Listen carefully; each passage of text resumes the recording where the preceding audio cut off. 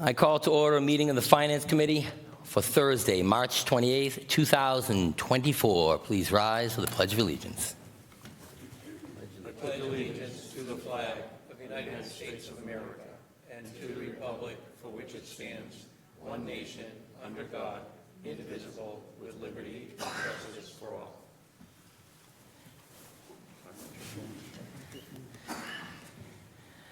Okay, a couple of announcements. First of all, the announcement I make every time. Make sure you silence your phones. And this meeting is being broadcast by SMAC and recorded for future viewing, entertainment, and enjoyment on the SMAC website. Mr. Chair, if I may I have a moment of personal privilege? Absolutely. Thank you.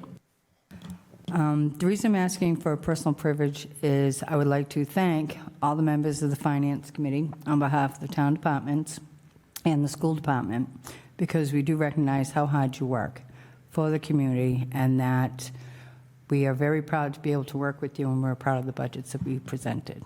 Thank you. Thank you. Yes, Lisa. Hi. I would just like a moment to read something for the benefit of all town committee members, if I may, through you, Vaughn. Thank you. It says, all budgeting begins with the line item, the building block for budget analysis and understanding. Before decisions can be made about allocating resources or aggregating data for presentation, budget preparers and reviewers must achieve a detailed understanding of where revenues come from and what the town spends money for. Revenue and expense line items provides these details. And just one short bit more. The Finance Committee report is extremely critical and is an extremely critical end product of the budget development process. This document should inform town meeting of the proposed budget and its recommendations on all financial articles and budgets. Further, the report often establishes the appropriation framework for the upcoming year and years after. I could read more, but I'm going to stop there.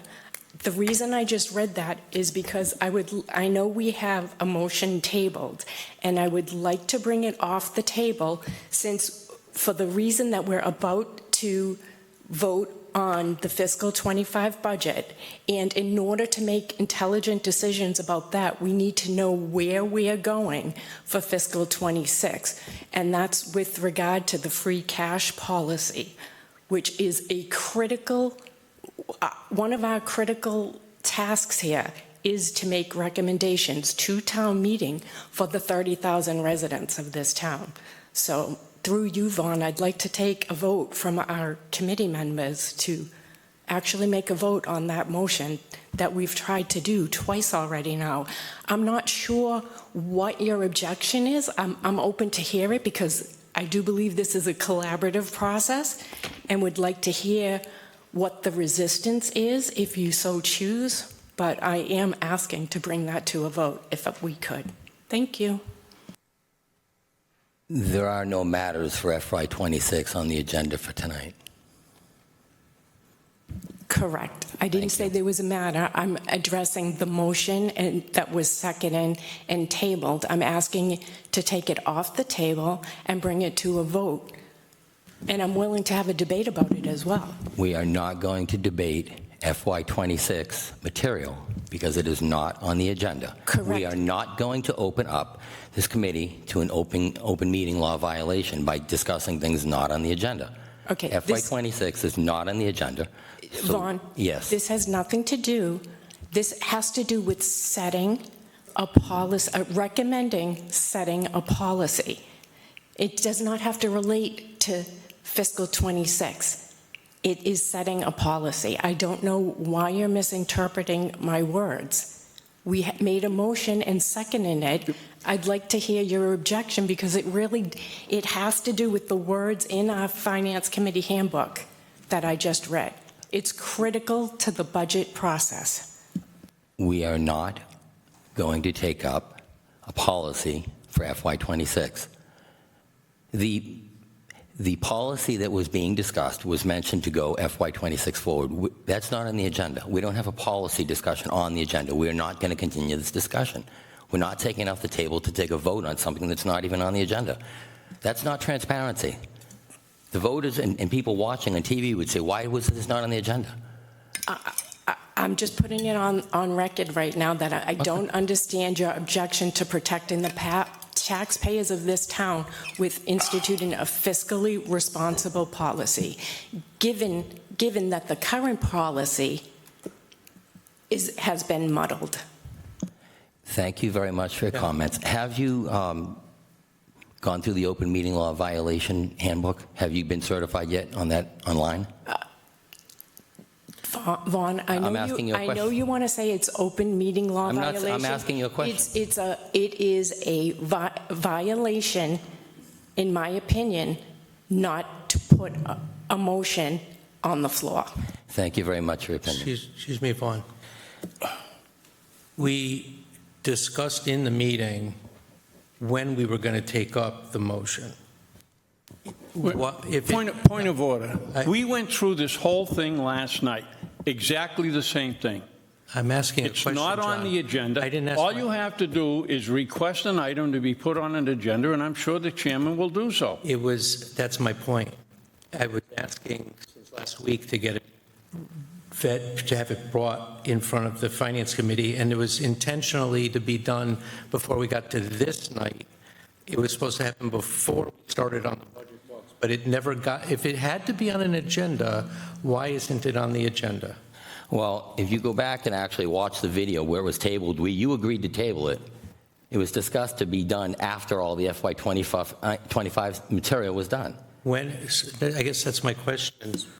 You agreed to the My table. question is when, if not now, if not tonight, then when? Are we completing FY25, all the FY25 material? I'm Are we done asking with that? when are you planning to bring forward my motion as an agenda item that needs to be clearly spelled out? We will finish When? all of our FY25 material. Yeah, We but will if we're finish done tonight- everything if- for the annual and the special town meeting. Hypothetically, if we will finish tonight. Hypothetically, I'm answering your question. Hypothetically, if we finish tonight like we're hoping to do, when will it be scheduled? Like I say, when we're completing with all the FY25 for annual town meeting and the special town meeting after that. That was the discuss for tabling. So you're going to wait until after next week with the special? That was the intention. Yes, Lauren. Just a question regarding the free cash and the policies. Isn't it the select board that makes that decision on the policy?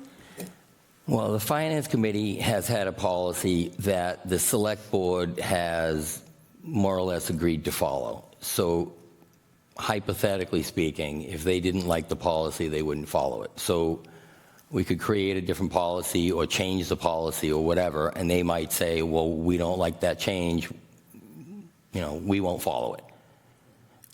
The policy we have now, the Select Board has been in agreement with for years, and they have not indicated that they would change that support of the existing policy. Changing the policy could possibly open that door where they might no longer honor it. That part I don't know. We're not going to discuss anymore on the FY26 Yeah, going forward policy. the impetus came from Finance Committee before the Select Board adopted it. The impetus came from this body. Just through you, Vaughn, does that fall under the Finance Committee handbook that I read, that it's our job to make recommendations? We don't set the policy, we make recommendations. That's my understanding. We can have our own policy. Whether or not anyone follows it is up to them. We don't make laws here. Correct, that's my understanding. Thank you. Okay, so we're good with all that. Now we'll get back to the budget. As everyone knows, we got the articles completed last night, except for Article 15 and 17. And 15 is the budget. So we can go over the budget, and what we could do is, first of all, see if there are any departments that anyone wants to put a so-called hold on to vote separately. Mr. Anzavino, did you have any comments on that process? No, I mean, we can either go, I mean, I could make a motion just to accept it, but I know that's, let's be fair. No, I think that's a fair way to do it. Just, we have 50-odd department budgets. We've gone through them all. I think it's a fair thing to ask if somebody has a particular budget they want to pull aside, then we can discuss that. If there's no question on, if there's no question on crossing guards, there's no sense in bringing it up again. We just discuss the ones that there are issues with, and then, take it from there, wherever we end up with the discussions, and then we make our votes and recommendations on the budget. Okay. The Joel? last thing we want to do is end up sending something off, like we did a few years ago, where we actually didn't have a budget, an approved budget that went out. That's correct. That was a problem. Joel? Yeah, similar to last year, you're going to have to vote the town clerk's budget separately because I am an employee of the town clerk, a part-time employee. Mark, I think you are too, aren't you? Yeah, okay, so that has to be separate. And as you know, if Diane Dolan were here, she would say the same thing about the school department budget because she's an employee of the school department. And I don't know if anybody else has got that type of situation. I do. I have the same situation. I just want to verify. Okay, so what we'll do is we'll pull all those budgets then, right? Yeah. Okay, so Mark, anything you want to pull? Clerk. Okay, clerk. Lauren? I'm on the Council on Aging Board, so I don't know if that's an issue. It's a good question. Yeah, that's page 41, Okay, so we'll pull. Department 541. Okay, so we'll pull that one aside too. Dave? Yeah, I'm on cable. I'm one of the board members on cable. Okay, so what budget was that? I'm not sure if we're voting, well, it's an enterprise fund, so I don't know whether. You voted that last night. We already voted. So we're good on that. You I had don't have- stepped away from the vote. Yeah, last and night. we're good then. We don't have to revisit No. it. Thank you. Okay, John, anything at that? I don't. Well, as far as for discussion? Yeah, any budgets anyone wants to pull for whatever reason, let me know now, we'll make a list. Yes, but veterans. Veterans, okay. Dave, you have anything else? Yeah, I want to talk about the school budget. Okay, schools. Laura? Okay. Joel? Clerks, all right? Clerk department. Elliot? Nothing for me, but while I got you on the horn here, can we have the budget or the budget sheets up on the screens when we're talking it? You don't have one? Do we now, you mean, or No, will we? when we When we? article whatever in the budget line, bring it up on the screen so that A, I can see it, and B, the people at home can. Yes, That's the intention of the screens, is everything you bring up will be shown on the screens. that's You're the welcome. plan anyway, so. Lisa? The same, school. Okay. Jonna? No? Nothing, okay. Okay. Okay, so there we go. Not too bad. Okay, so do we want to handle these things now, or you want to go through the clerk's budget? I would say go through the ones that we need to discuss. The other ones, more or less, seem to be consenting that for the budget itself. But if we go through the ones that are questionable or concerns with, and if we make any modifications or whatever, we go and we come to an agreement with that, then we can just do the whole budget. Okay, you have any preference which one you're going to go first, clerk, school, COA, or veterans?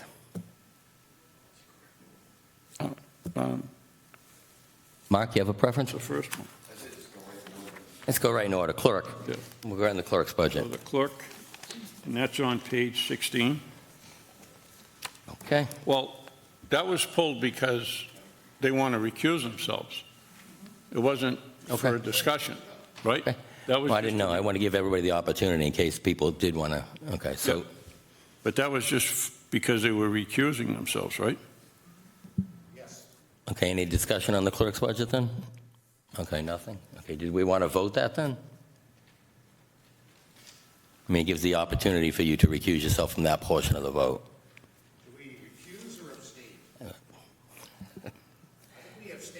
I think you did. Yeah. We can vote the budget and just make note that you were abstaining from a particular budget. Okay. Do you feel more comfortable with that then? I thought it was a great way of doing it. Okay. The stuff that people had to abstain. Please use the mics. Yeah, make sure your mic's on so Cynthia can hear you. And the people at home can hear you too. If that's your preference to vote them separately so they can be recorded that way, Yes, No that would be problem. my preference. no problem. Okay, do we have a motion on the clerk's budget then? Pardon Do me? we have a motion on the clerk's budget? I move that make sure we didn't make any changes when we were looking at this, right? We didn't make any recommendations during our hearings on 16. I just want to make sure that I don't have any notes there myself.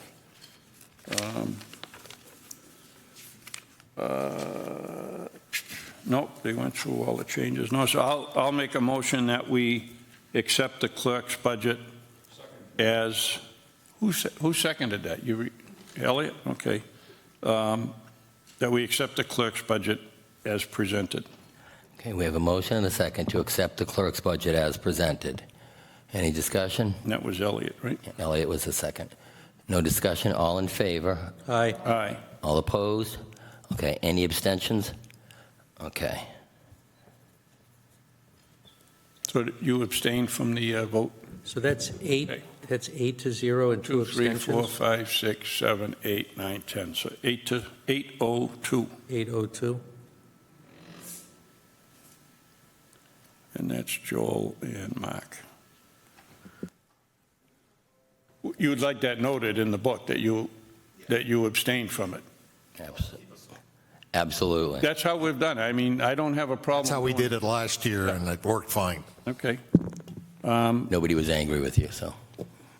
Then the next one, we might as well do, it's on the COA, because we have somebody looking to recuse himself from that. And that is on page 41.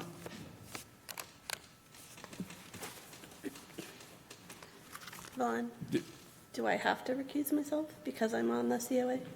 Yes. Okay. It would be a good idea. It's prudent to do so. Yeah. I'm not an attorney, and I don't play one on TV anymore, but I used to hear people say that. but you might want to. That's up to you, though. So if you want to do that, we'll just make that announcement, okay? We had been asked during the hearing, or a question was raised, actually by a member of the public, on whether they could add a fourth driver. And to me, there is a real need for that. And I believe it was mentioned you had to be an employee to take out some of these vehicles and so forth. So I'm not opposed to that. We still have some funds available to us. We did this, actually, I think last year when we were going over this, they mentioned they'd like to have a fourth driver, and maybe they had the money already to do it, but it didn't work out. But I was surprised they didn't just ask for it last year. So what did they have here? Full-time van driver. So they had added a full-time driver, which is why the percent increase was a lot, because it went from 2 to 3. If you assume they're all at the same rate, we could figure out a cost, and I'll do that right now, because I would like to add the fourth driver. I think that's a very, Yeah, I just have, while he's doing the math, can I, Yes, Dave? if you don't mind, John? no, go ahead. I got to do it. Make use of the I'll give time. you a little cushion there. The topic that came up, the question that I was concerned on with that ask was whether or not we had to get another bus or van or whatever. And because they were truncating the schedule, it basically said the same number of trucks, but new shifts that would cover more of the week's schedule. so that they could get people to afternoon appointments, not just morning ones. Right, but they, So it wouldn't be an they have the increase in... vehicles, but That's what I'm I think saying. one of the issues that was raised was there's certain vehicles that can only be driven by town employees. They had to be employees, whether it was full-time, what have you, but if you don't mind, Mr. Chair, Cynthia, could you identify yourself? Because I know you had raised the issue, and Cynthia Walsh, 1096 Park Street, Precinct 3. There are 6 vehicles. There's more than enough vehicles. It's just we need operators. Through you, Vaughn, I just want to know if we're going to talk about adding a position and cost, are we going to be talking about taking the equal amount away somewhere else in the budget? I'm hoping. I'm going to take it from the $525,000 in free cash that's sitting there if I have to. What I would suggest is that we save that for We're- stabilization fund and that we pull it Well, from somewhere We're else. going to finish the discussion. He's still figuring out the math. I got it. When we get that far, we'll... Okay. That. When you take the 3, the cost that's here for the 3 comes out to $44,049 each. Can you repeat that amount, John? Yeah, $44,049. And that's using the 132, 147, if you just divide by 3. That would be the amount.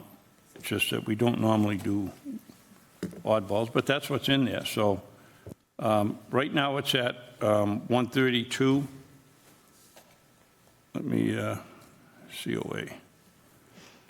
So you have a number 44049. 4049 Right, thank would be what's needed, and if you add that to the 132, 147, it would be a total of 176, 196. And we can, at the time, I'm going to make the motion that we add a 4th driver and increase the line for the drivers from 132, 147 to 176, 196. And I know there's money there, but until we see what happens with the other budgets, I'd rather wait as far as how it's going to be funded to see what happens through the other budgets. Thank you, that's what I was going to ask for. Thank you. Well, you're more than welcome. Yeah. But that, I mean, ultimately, yes, I would go the other way, but I would rather see what happens throughout the budget talks to see if there's funds available. Yep, I'm Okay, just thank you. concerned about, So I'm going to make the motion that we change that line from 132 for bus van driver. It's object 511115, 0154 101. And I would make the motion we add a 4th driver. I have a, Okay, Dave? yeah, if you don't mind, I like the way that the discussion was going when it was going to be waiting, so I'd rather table a motion than to actually vote the motion without the funding source. I I'd rather do it agree. all at once and not vote ahead of, Well, I'm not going to remove my motion. If I don't get a second, we won't go anywhere with it. So we have a motion right now to add a driver 4th driver to the driver line. That's your motion for a new total of, could you please repeat that amount? for a new total of 176,196. Elliot's a second on that. And Cynthia Walsh, did you want to, I know you had your hand raised, I didn't know, I know you spoke a little bit, I don't know if you completed your thought on this. I just wanted to kind of get back to you on that. Well, my thought is, and I'm not on the Council on Aging, so I don't make this determination, since they're open late on Thursday, just like all town offices, this would allow for later appointments. I'm also asking, but I know it's a big ask, stopping the bus rides on Friday at noon is a problem for me personally. I mentioned my cardiologist only works on Friday in Brockton.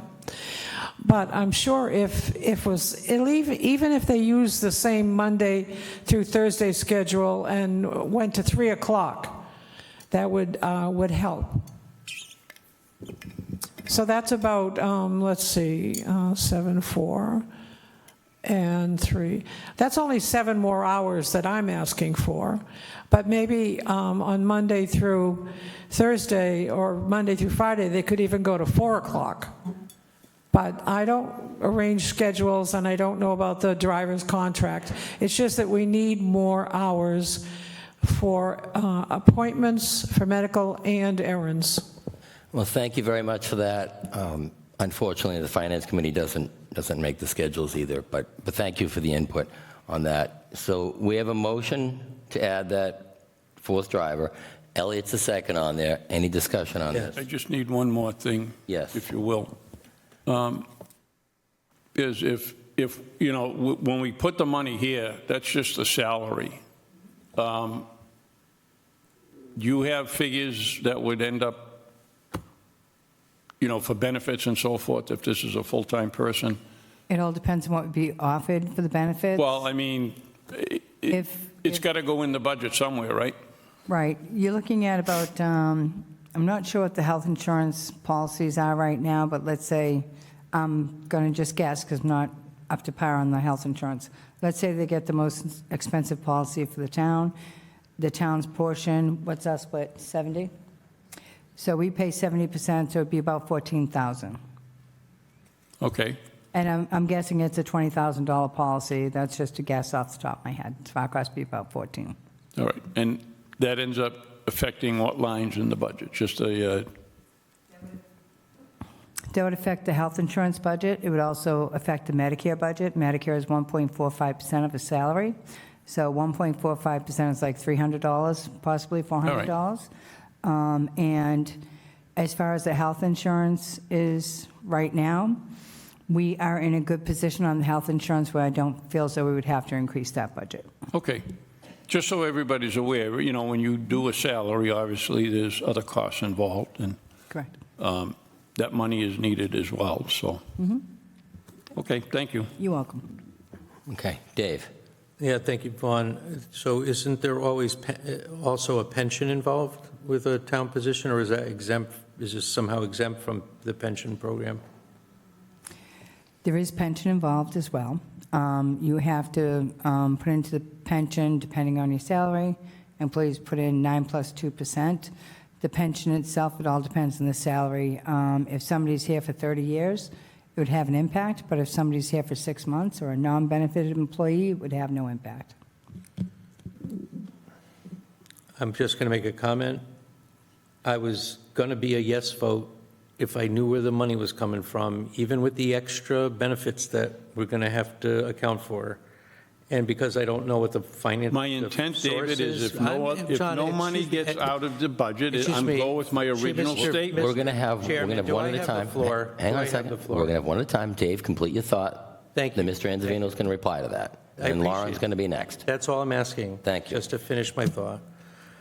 I just want to know the source, and the money wouldn't be an issue. That's my point, and I have to start with a no, and then I have to come in and put in a comment at the end and say, but he only said no because he didn't know the source. All right. And now we have to check with Dave to see if he was okay with the source. All right, See, thank you. that's how absurdity All right. that is. All right, thank you. Mr. Anzavino, did you have a response to that? My initial statement was I would use free cash if I had to fund this.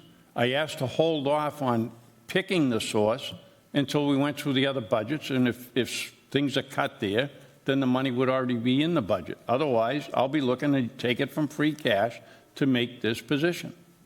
I said that right from the start. That doesn't change my position. All right, thank you. Lauren? I think it's the least we can do for the seniors. I don't care where the money comes from, but it's not that much money. So I know I can't vote at this point because I'm on the Council on Aging, but that's my opinion. Eric? Just because I happened to come in right as you were giving the new figure, what is the change you're looking at, the actual dollar number? I was looking to add a full-time driver. Right. For the Council on Aging. It would give an additional $44,049, making the total now $176,196. And my initial intent was I would use free cash if I had to. However, there are other budgets that are going to be discussed, and I figured we could wait until we see if other money is found, then I wouldn't be going for the free cash. I'm caught up, thank you. Thank you. Did you just come in, Eric? Just, okay. Well, we'd like to make sure Dolores knows when. Right. Joel? Oh, Diane, did? Yes, you can go. Yeah, I didn't know. I didn't know if you two ironed something out over there. So. On the motion that's on the floor, Yes. I would vote against it. I don't believe that the Finance Committee should make the kind of decision like to add an extra driver to the COA budget. I think that the COA Board of Directors should make that decision. I think that the Select Board should endorse it. Right now, we have a budget in front of us that was prepared and submitted by the COA and approved by the Select Board, and it only has the 3 drivers on it. I'm not denying that a 4th driver wouldn't be a bad idea. I think it's a great idea. I just don't think this is the place to do it. In the past, we've had situations where they've come back, the COA could come back and say, look, we really like to have that 4th driver, and at some point in time, they'd like to make a transfer after the fact, and that would be able to fund that particular driver. I think that's a better way of going than coming here. I think it's presumptuous of the Finance Committee to tell the COA what we think their staffing levels should be. Thank you. All right, thank you. Diane? Thank you, Mr. Chairman. Joel stole a little bit my thunder. I was going to say that just about the same thing. But I have to ask Mr. Anzavino why he would go to 1 full-time driver rather than a couple of part-time drivers. This is what I'm talking about. Yeah. That to me would Because be this sort of an... this was brought up last year as well as this year, and I'm taking the opportunity now as we're going through this to offer to put in a full-time position. I mean, if people don't want it, they don't want it. Just trying to help out the seniors that are using the COA. I think it would be a different cost, correct? Okay. Biz, did you have a question or a comment on this? I would just like to make a comment that I am tracking all of the changes, and I also have a summary report here, which shows what the effect is on the budget. So if you look at the last line here, we're currently looking at a deficit of $38,000. Can you see it on that screen? So what will happen is every time you make a change, this deficit or surplus will go up and down, so you can see the cause and effect of what you're doing. I'm not sure if that will help the situation, but as we move along, it should help. Thank you. Thank you very much for that. Lisa?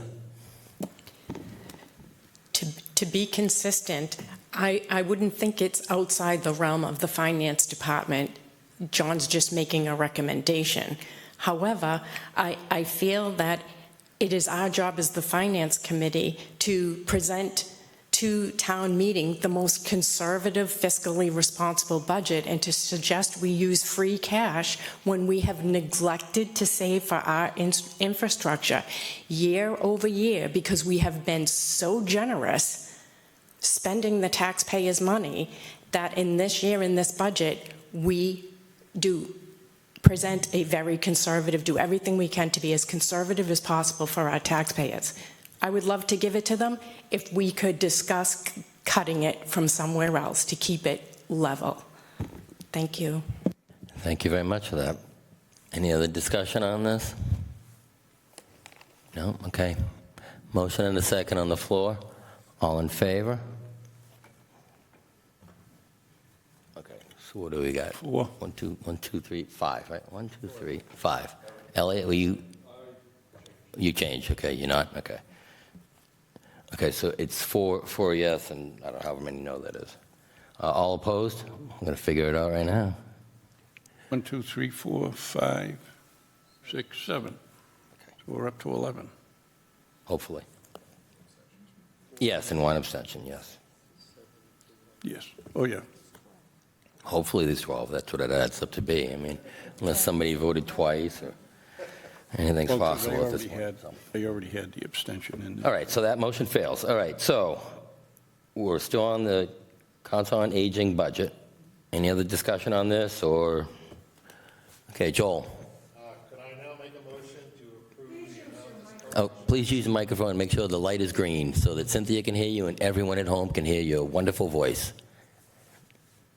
I don't think it's a joke that I have a disability. No, I understand that. My apologies. Okay, that's all right. I'd like to move that we approve the Council on Aging budget as shown in the budget. Okay, motion and a second. I would like to just make a comment before we vote, is that Okay. I'd like to ask the people who voted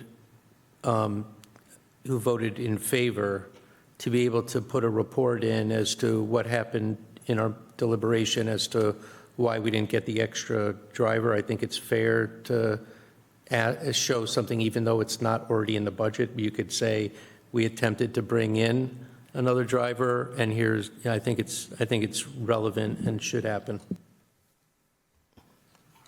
Did you I don't. vote in favor of it, Dave? You don't feel it's a No, I good don't idea? feel- He's it's trying to be necessary. It consistent was- through you, Vaughn. Yeah, you don't There have was to. a motion to change the budget. It wasn't accepted. I don't think it's necessary to put a thing and say, and the four of us wanted it. And we don't need to document everything, I mean, Well, I thought it would help especially if town- members who voted for it might not want that, but, okay. So motion and a second to go with the budget that's printed in the warrant. Any more discussion on this? Hearing none. All in favor? Okay. All opposed? One abstention, right? One abstention, okay. Okay, anyone opposed? No? If that's what it adds up to be. Yep. yeah. Okay, Council on Aging is done. Okay, Mr. Anzavino, did you have a preference which one we're going to next? Yeah, I mean, there's only two left. Why don't we try to There we go. do the easier one, if you want to call it that? And that would be in the veterans budget. And the veterans is on page 42. Okay, Veterans Budget, page 42. Right, and if you bear with me, I have a real serious problem with, well, I have the backup here. If, 42. when we look at the program administrator, I know they said it was a position reclassification, but that position is being increased by 40.6%. I cannot bring myself to approve that. When I went through this last year, when this person was made full-time in veterans, the position, it had been split in two departments, and it was put into one department, full-time in the veterans. And then a raise was put on top of that. And I know it's funny, but when you do the math, even though they said, no, I didn't get that raise, that was a 34.44% increase last year for the person in the position. And now they're looking for 40% more. I just can't, in good conscience, vote for that. Personally, I'd be looking to cut it. But some people may not think that's our prerogative either, although we've done it before. Through you, Vaughn, might I ask John what he's looking to cut it to? Pardon me? I'm asking first. He's not really done.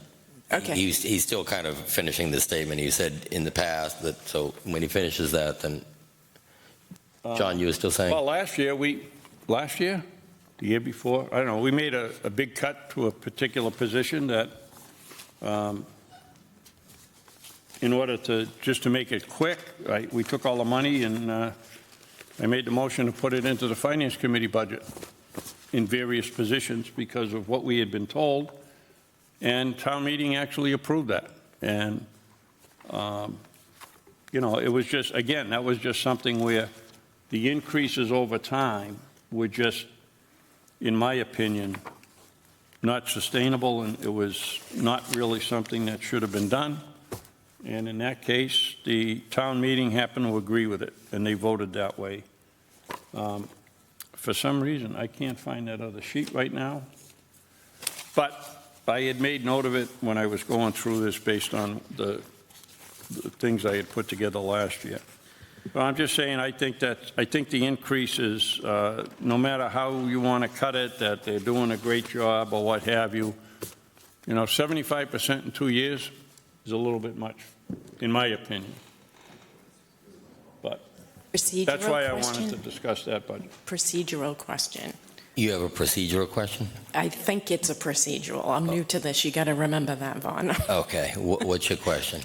So this is what I'm thinking in my brain. That's why, and I'm not suggesting we change it. I'm just letting you know what I'm thinking. I'm thinking, so if we cut enough out of this, I would have felt comfortable putting it maybe to the driver. Do you know what I'm saying? That's why I wanted to table it, but it seems like the way we're going, it's like myopic instead of looking at the budget in its entirety. So just help me understand how we're doing it. I would advocate to look at the budget in its entirety. So when I said to table, it wasn't, do you know what, I think you get what I'm saying. I think I get what you're saying. Mr. Tisdale, you had your hand up, right?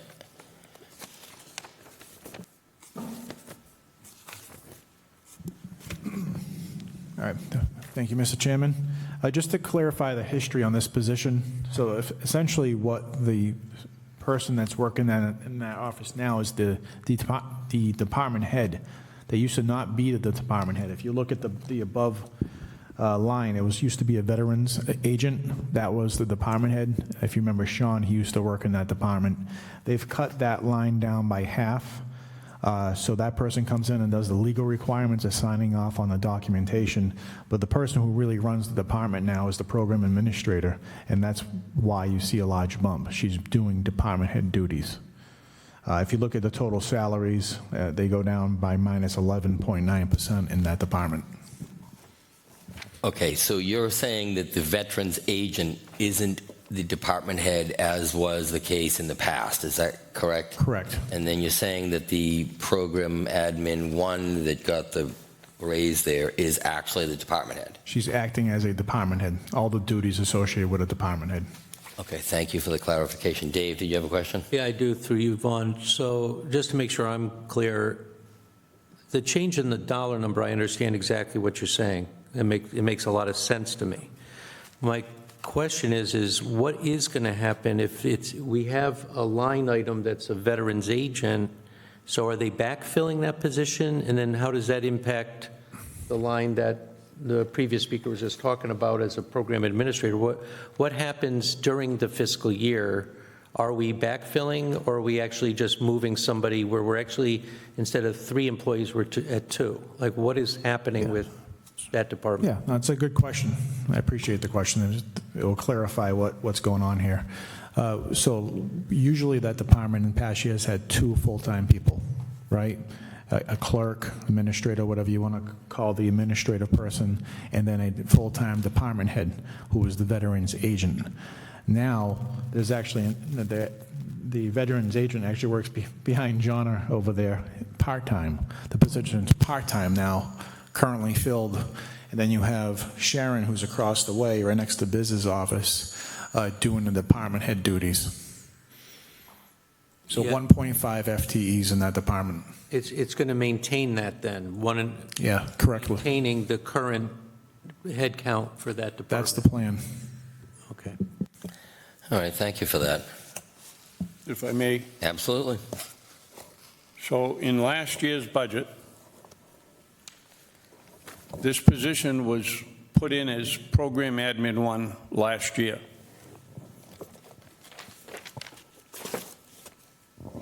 The senior clerk 2 and the program administrator 1. Senior clerk was shared with assessors department and is now full-time in the veteran services. The position was reclassified from senior clerk 2 to program admin 1 because of increased duties associated with DVS cases. So that was done in last year's budget. And it was understandable that being half-time there and now putting the full position there, you would double the salary regardless. So that would be a pretty good increase in itself. However, when they combined it and then gave the position an increase last year, it was a 34.4% increase. Because if you looked at what they made in 23, and it was actually 0.6 and 0.4 in the other position. So when you took the FY23 and you created it as a full-time position, it would have been $40,682. And the salary that was put in for 24 was $54,692. When you do the math, it's a 34.5% or 34.4% increase. So when you look at this year's budget and you see Program Administrator 1 with the $54,692 that was approved last year, and of course you don't see what the percent change was last year because they said it was a new position. So as I've mentioned many times, they make a new position and they say, well, there's no increase. Well, actually, it's 100% increase because the position wasn't there, and the other one is always shown as minus 100. So when they put the notation in here, position reclassification, it's the same title that was in the last year's budget. I'm just bringing it to your attention that over the 2 years, this will be a 75% increase for a salary in that department. That's all. I just don't see it. Mr. Tisdale, did you have something on I that? mean, I think everything John said from the calculation standpoint is point on with the percentage increases and all that. But what's missing here is you're comparing the previous 2 years with administrative duties compared to department head duties. So if you're just focusing on the percent increase, yes, it's huge, but they got much more responsibility now. There is no full-time veterans agent who is department head anymore. They've cut that down by half. This person's serving as the department head and does all those department head duties. The person who's in this office over here does do some department head duties, like signing off on the legal documents, but that's a small percentage of time compared to what Sharon's doing. All right, thank you for that. Dave? No, I'd like Joel, he's had his hand Joel. up first. Yeah. I'm not exactly sure where we're going with this. John, are you going to make a motion to reduce the amount of the budget? Well, that was my intent, but didn't do too well last time, so I'm just bringing it to the attention of the committee. If they choose to do anything with it, that's up to them. Well, I'm not going to make a motion to change the budget, so. Okay. Elliot? If you could scroll that down a little bit, please. This is all veteran services that you're looking at right now. And the salaries, is that what you want to look at as the salaries? Yeah, it was down the bottom. Go down back a little bit. That's 113,710. I saw some other figures. Maybe it was in fact a different line, different budget item. Oh, sorry. Oh, sorry. So you're looking for prior year information, fiscal '24 Well, possibly? There was something about veterans benefits here. Oh, veterans benefits, yes, of course. That's in the expense line. Yes. I'm just wondering, I'm not talking about the amount now. I'm just wondering what those veterans benefits are. Those veterans benefits are what's called Chapter 115, and Chapter 115 is a requirement that any veteran who qualifies, who needs housing assistance, fuel assistance, food, help with health insurance premiums, things like that, that's part of Chapter 115. And what happens with Chapter 115 is we budget it, and then we will get paid back 75% of what we expend, and that goes back into the general fund, and that's how Chapter 115 works. Thank you for I'm that sorry? clarification. Please use the microphone. Through you, Vaughn, do we get reimbursed from the state? Yes, and that goes straight back into the general fund through quarterly payments. Thank you. You're welcome. Okay, so Dave, you have a question? Yeah, I actually don't have a question, just a comment. So I actually agree that the math makes a lot of sense as it was presented by this previous speaker on making a change. However, when you look at the whole budget, I only see decreases. I see a minus almost 12% and then minus almost 20% on the bottom line of the entire budget when you include expenses. And then I wonder about, what are we doing with the staffing if we're cutting back to where we're moving, administrators into veterans agent roles that are very, very critical to the veterans in the town. And I don't want to see a drop off. I'd rather actually see some of those dollars that were subtracted actually used to make sure that we bolster the support levels that the veterans in this town get. I don't want to see a drop off in services. These people fought for our country. They deserve a lot of respect for what they do. And the way you show respect is by giving them the services that they otherwise wouldn't be able to access themselves. So I think when I look holistically at the entire budget and the stress that's going on in the department today, I'm actually trying to figure out how do we help? How do we turn that around so that we find the right people to step up and do these important jobs? That's my thinking. Well, thank you very much for that, Dave. So, I got one question for Mark. sure. Have we got a response yet from the state on the question that was raised during the hearing? I don't believe we do, John. For a reminder to the people, they had a notation that the state was going to make a determination on full-time versus part-time status because it may have a budget impact. I raised a question during the hearing. I think it was Mass General Law, I think it was Section 115 or and it had something in there about if you have a part-time veterans agent, which is the town's choosing to go to a part-timer, it became, according to the statute, it was now the clerk's office that was supposed to be helping out people during the off time, if you will, since it was only part-time. The town manager mentioned that night that he had been in discussions with the attorney, the town attorney, and they had an ongoing discussion with the state, and they were waiting for a determination. Because my question at the time was, is the clerk's office able to take on that extra duty after cutting back a position to a part-time? And that was the answer we got, that it was before the state. Okay, thank you for that answer on that there. Lisa, did you have, Laura, you have a question on this?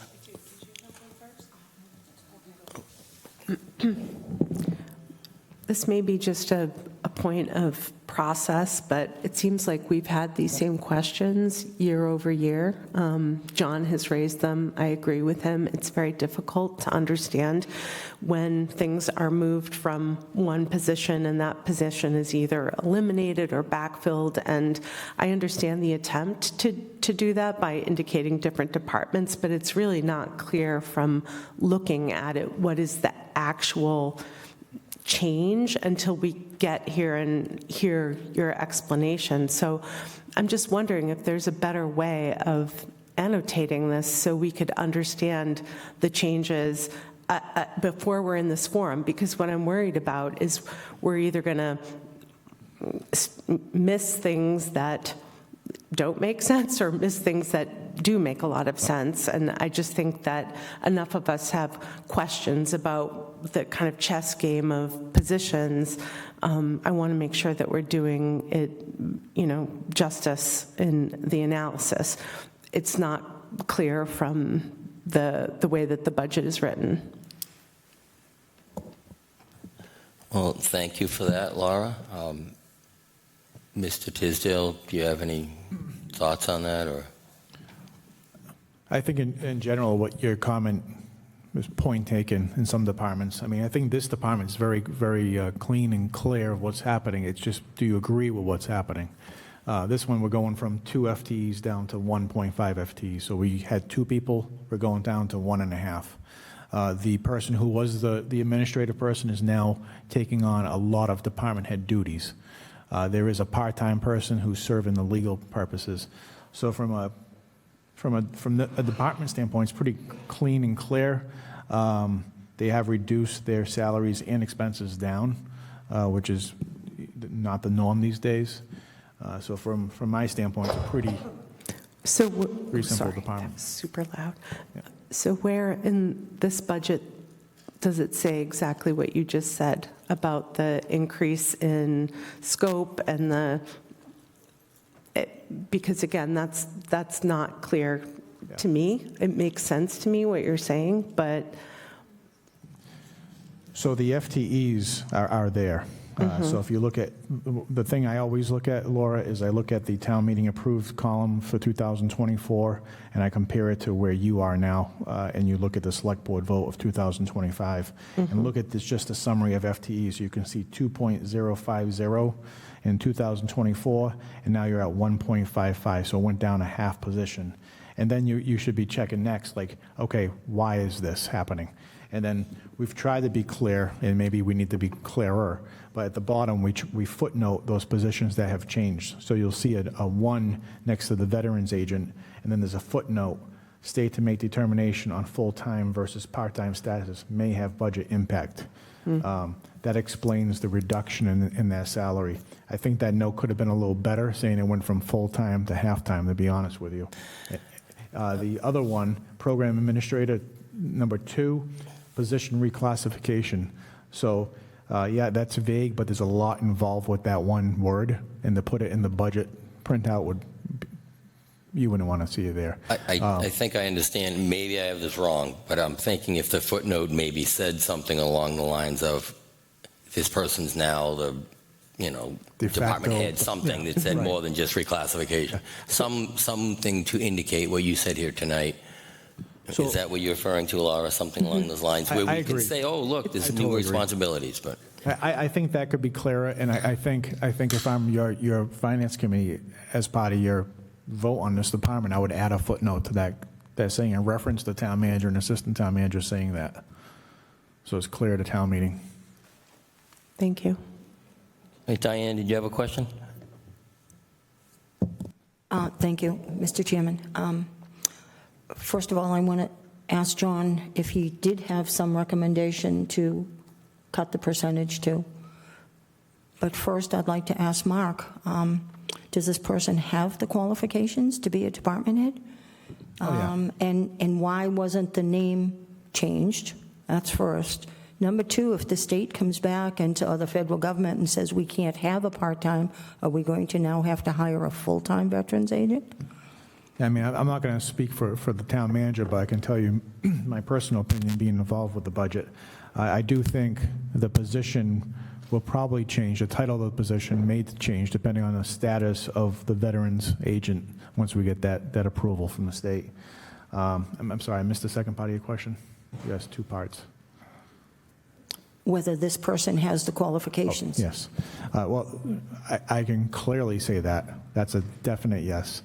This person was a high-level project manager for most of their career, very detail-oriented, probably could be in a position higher than this, quite frankly. Hey, Joel, did you have a question on this? Comment? I've kind of lost track, Mr. Chairman. Do we have a motion on the table right now? No, we don't. Is it appropriate to make a motion at this time? Would you like to make a motion? I'd like to make a motion that we approve the Veterans Administration budget for the amount shown on the budget, which I believe is I don't have it in front of me, 474. I think it's 434. 434, yeah. That would be my motion. Second. Mr. Chairman, I did not get an answer from Mr. Anzavino about the first thing I asked, if he wanted to cut the percentage. I didn't hear you. If you wanted to cut the percentage, and what percent would you? Like I said, I made my point of just showing this. I did the same thing last year for the whole municipal, and nobody seemed to care, so I just thought I'd bring it up to the committee, that this is what was going on. I was more concerned that they had a question into the state on whether another department was going to be affected by this, and they hadn't. They still don't have an answer, so it is what it is. Okay, so we have a motion. Who's the second on that? Was it Dave or Dave. Diane? I had Dave. Dave. Vaughn, I just had a question for Mark, if I may. Hang on a second. We have a motion and a second. Do we have any questions? Yes. Yes. I just wanted to kind of follow this process so we don't get out of No control problem. here. So, real quick, I know we're getting all caught up on the numbers and everything. The program administrator, is there a question because she's not a veteran and a veteran's agent has to be a veteran? Or could we just rename her name and it not be an issue? Do you know what I'm saying? I get your point. I mean, she's doing the work. What is the hang-up besides the money? Like, are the veterans getting the services they need, which is the main point of this, to Dave's point? The answer, I believe they are getting the services they need, and they could probably use more services. But I think with what the administrative duties, they're getting A-plus services. I think the question here is the title here, program administrator. If we're comparing it from year to year to year, where the percent increases, it doesn't make sense in our mind. But what's happened is the title really is more than that now. I think the footnote in the title could have been slightly modified this year to reflect a department head duty type of thing. And I think we should footnote that you would recommend that as a change maybe for future years. All right, thank you. So we have a motion, a second. Chet, did you have a question on this? Yes. To you, Yvonne, to previous speaker. The secretary doesn't have a right to go to the state and allow for, what do you call it? Benefits to go through. That's why we hired a part-time veterans agent that's certified to go through and do the benefits for the veterans in town. But he's only here part-time. So I don't know if that answers your question. I think it was a very good answer. Thank you for that, Chet. You're welcome. So we have a motion and a second. Cynthia, did you have something to add to this before we call for a vote?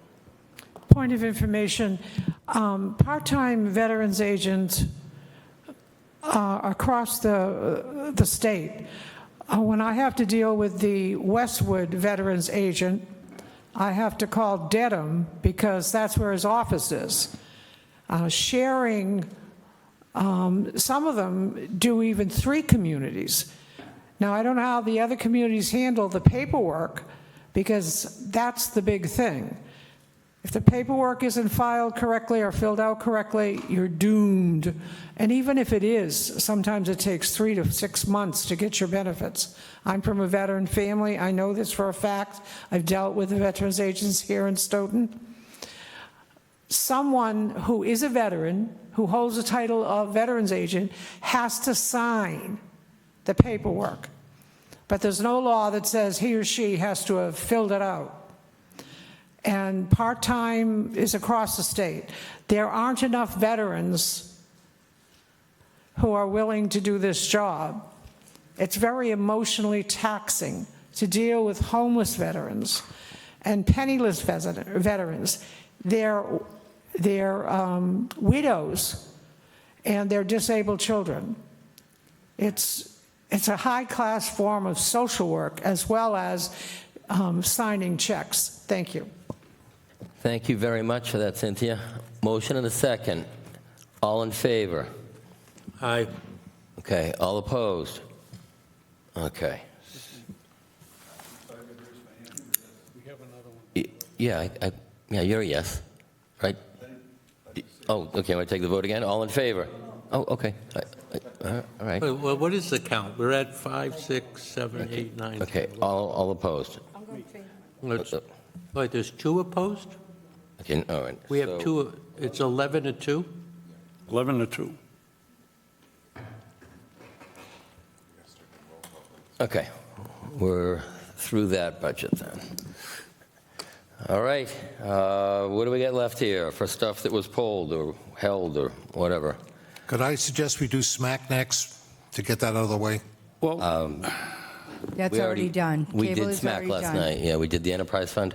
Yeah, I made a mistake, Joel. I didn't have to recuse. It does, it's already voted as an enterprise account. Oh, I'm sorry. Okay. No, we're good. Okay. I didn't realize that we didn't have to cover. I think maybe Joel's trying to pull the smack budget to get you to leave. I'm just throwing that out there. I think you there know. could be something to that. I'm just kidding with.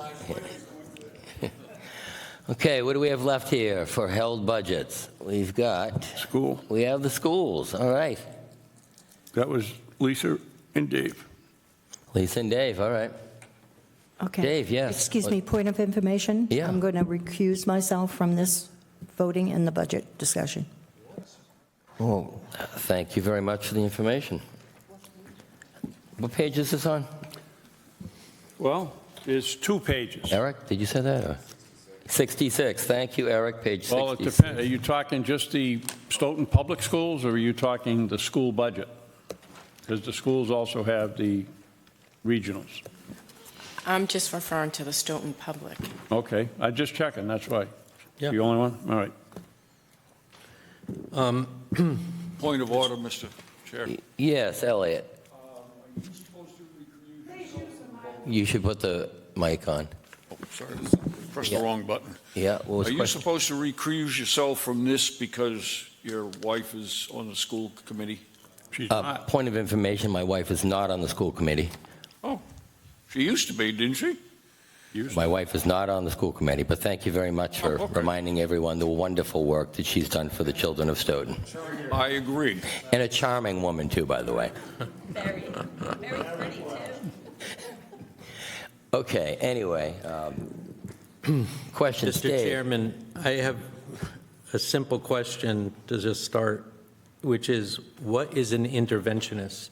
Is there anybody in the room who could enlighten me on what an interventionist is? Because I submitted questions about ESSER 3 grants that were used in this year's budget to try to get some insight as to where the funding was going to go on paid positions out of a grant. And the answer back was we had 10 positions for interventionist, and I don't know what an interventionist is. You asking if I know what an interventionist is? Or- Asking if anybody in the room knows. Is there anybody who could answer that? I don't know. I can call for answers. Does anyone know what an interventionist was or is? I know I read that. Lisa? Okay. I read that 68-page document we got at 12:12 a.m. after we closed the public hearing. And it did not have enough clarification as to what it is, but it said it was 2 in each classroom. That's as far as I know these are the type of questions I wanted to bring Okay. the school committee back to answer, this All right. type of question. All right, well, the school committee, yes, Eric. I think we have an answer. Don't take this as gospel, but ZipRecruiter.com, which I do use, defines an academic interventionist as an educational professional who oversees behavioral and academic issues at school. So it seems like a support position rather than instruction. I would believe that. That sounds good. Is that different from an inclusionist? We seem to have a lot of different words for the same thing or similar things. I'm not sure. Eric will probably find an answer for an inclusionist too. Is that a position? I don't know. Well, okay, so. I guess I would ask I didn't know that one. what the relevance is to the budget. I guess. Let's get to the relevance Well, before we it was- ask for a budget It deficit. was important to understand because there was a grant set up, ESSER 1, then ESSER 2, and then ESSER 3. And those were designed, as I've read through the DESE website, that those grant monies were to get children in the classroom during COVID. So there could be one-time grant money used for things like a new HVAC system to filter the air. It could have been for PPE so that the teachers were protected from the germs that might be spreading COVID in the classroom. Or they also included the option of adding paid positions. So somehow these paid positions were going to make it easier for children to transition back to the school during COVID. So the question is they answered, the question was answered with they were interventionists as to these personnel that made it possible for kids to come back. So the problem I have with any one-time monies being used for salaried positions is that what are you going to do with when COVID is over? Why are we going to keep all these positions around? And the answer, I'm almost done. I am almost raised done. my hand. The answer that came back was that they were going to be rolled over into special ed.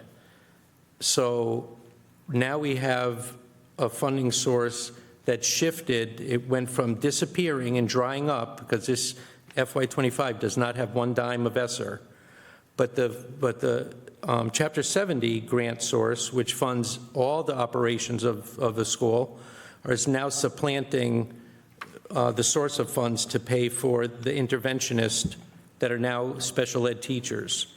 So I don't understand why we had to expand the size of our special ed personnel when COVID's over. Okay, Mr. Laurie, what is the connection between all that and the budget? I mean, how many ESSER? The monies from ESSER 3 equaled $1.9 million, or close to $2 million.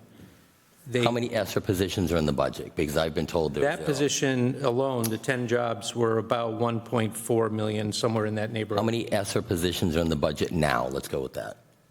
Well, why are you asking me these questions? Because you're mentioning ESSER. I didn't know if there was a, I'm trying to Well, I don't cover understand why you're the one asking me these questions, but that's okay. I'm trying to connect what you're talking about from last year and during COVID to now. I'm trying to make a connection. They've made a conscious decision to take what was a position called one thing, convert them into another, supplanting the one-time monies into Chapter 70, which is forever money. It just keeps coming every year. As long as you don't have a decrease in your enrollment, you maintain your enrollment or get bigger with your enrollment, you get more money. There is something interesting going on. Our enrollment went up. It went up by probably close to 200 students over the past couple of years. What's interesting is that different cities like Boston, Brookline, we're seeing in the news how they're dropping their enrollment and losing their Chapter 70 money and SOA money, and they're making cuts. So what happened is when we said, we want to be the town that takes all the grant money to take all the hardships of the state, they come here instead of in the other cities. So now we have a giant burden to try to educate the students with special ed, where those students would otherwise be spread out evenly among other communities. Correct. Instead of being the town that takes on the most hardships. That's the relationship here. We've put a magnet on our town by taking these monies, the SOA money, the ESSER money, converting ESSER money into Chapter 70 money. Now all of a sudden we're attracting, we have the infrastructure built out to support more and more of the state's hardships, and now the children are showing up at our doorstep at an unfair advantage, at an unfair level, instead of evenly letting these hardships happen throughout the entire Commonwealth. Why should we be the sole town responsible for all the hardships that happen in the state? Okay, thank you very much for that, Dave. I have never heard that the state gives out money and then the students chase it down, but that's just what I've never understood. Laura, did you have a question on this? Just a couple comments. First of all, I'm not sure Stoughton necessarily raised their hand and said, please bring us all your hardships, but the reality of the situation is we have children in our town that need educating, and Dr. Baeta came here and explained that that is his number one priority. He can't do anything about the fact that we have children here in these unusual circumstances. So the reality is that the schools need funds to do what they need to do for the situation that we're in right now. I think trying to suggest that not educating kids appropriately with the special needs or language needs that they may have, as to not draw more people in need, is not how the world works, and I think that's actually a pretty sad statement.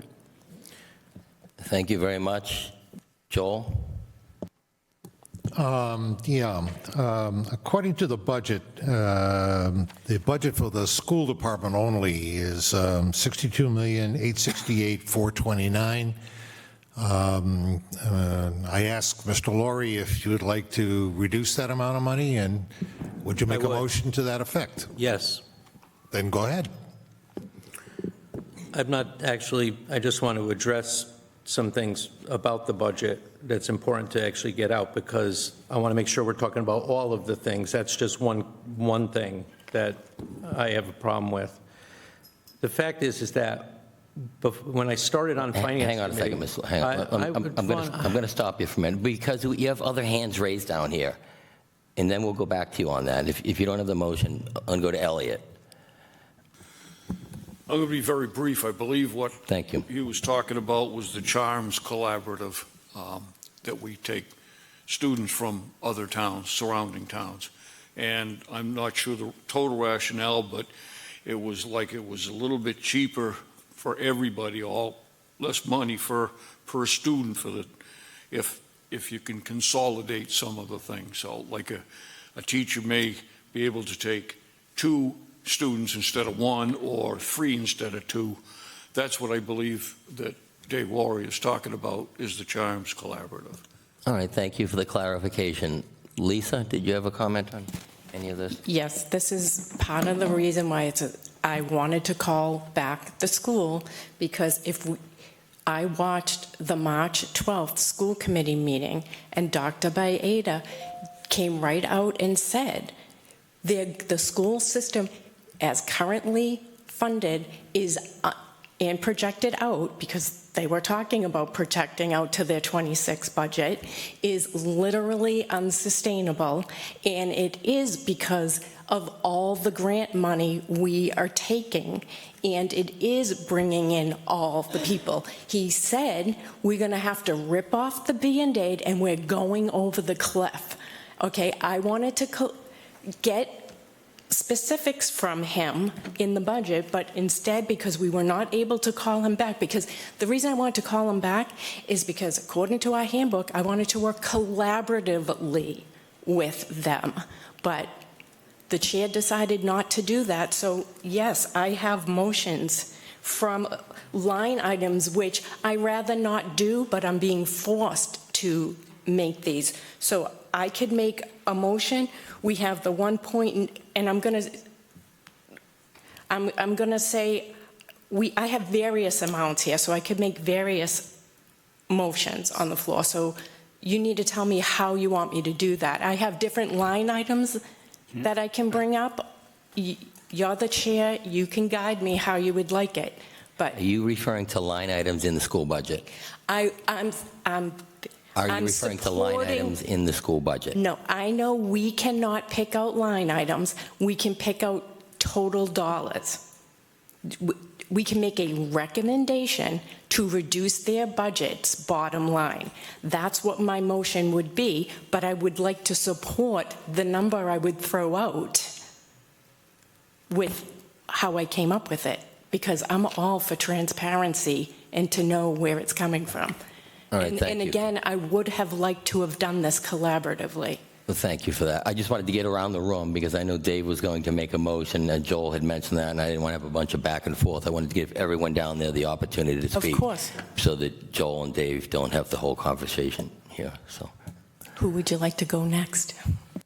thank you very much for that, Lisa.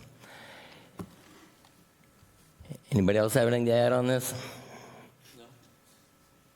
Yeah, okay. So there are 2 categories that I want to point out. One was that they brought to us a request to add, I believe it was 4 positions against the extra Chapter 70 money that was above the amount that came back to us as free cash. So they were able to supplant the free cash problem with new Chapter 70. The extra money was $184,000, and they were trying to get.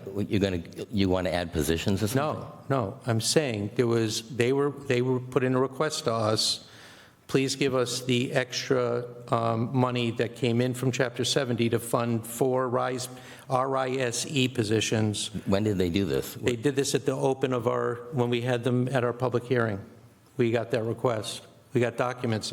I could look for the documents. We have if a you want. budget here. The budget's already here. There was a budget request for us to consider $184,000, which is above and beyond the amount that they did in their January voted budget. They said, oh, we got more Chapter 70. Can you help us with an extra $184,000 to fund 4 RISE positions? That was also in the 312 school committee meeting, just for clarification. They looked at their budget fairly recently. I forget what the day was. They did not contact the Finance Committee at that point and say, hey, can you increase our budget? And my understanding is, because of that, they're good with the 62,868, 429. We did not receive some email saying, hey, we just met today, we are looking for an increase in our budget. I've not heard this. Okay, so it raises an interesting question. We have $184,000 that comes to the general fund. Are we leaving it in the general fund and counting it? Or, Vaughn, are we allowed to talk about this or not? I didn't say you weren't. Okay, I just want to make sure, okay? You don't need to I have just this wanna make tone with sure. me on this. I want to make sure, I have things on my mind to say. I just want to know if I could finish expressing it. So there's $184,000 that's in the Chapter 70 number. It came in. Where's that going to go if it's not going to be given to the schools for those 4 extra positions? We have to do something with it. Can we find out? Biz, would you like to chime in on this? Yes, please. All Chapter 70 money has been used to fund the budget for the school department. There's no excess money anywhere. On the cherry sheet, you may be referring to what's called offset receipts. Offset receipts are a specific use for the school department, and they are put in a separate fund. The town does not have access to that funding. It's a separate fund for the school department. If that's what you're referring to, is the cherry sheet, they've received all allocations from Chapter 70 in the budget. In FY25? Yes, sir. Now, we also have to remember that we are in the beginning of the budget process with the state. So these budgets could change depending on whether or not conference committee comes back and says, we're going to give you an extra $100,000. So then we have to readdress them at that point in time, which probably won't be until July. I just need to understand that if they voted a budget for 7.1%, and it did not include the cherry sheet information, and the cherry sheet information came in $184,000 more than the 7.1 that was approved, what happens to that money if it's not in the budget we're voting? It is in the budget that you're voting because originally the net increase, I believe, was 2.120 was the net increase in the Chapter 78.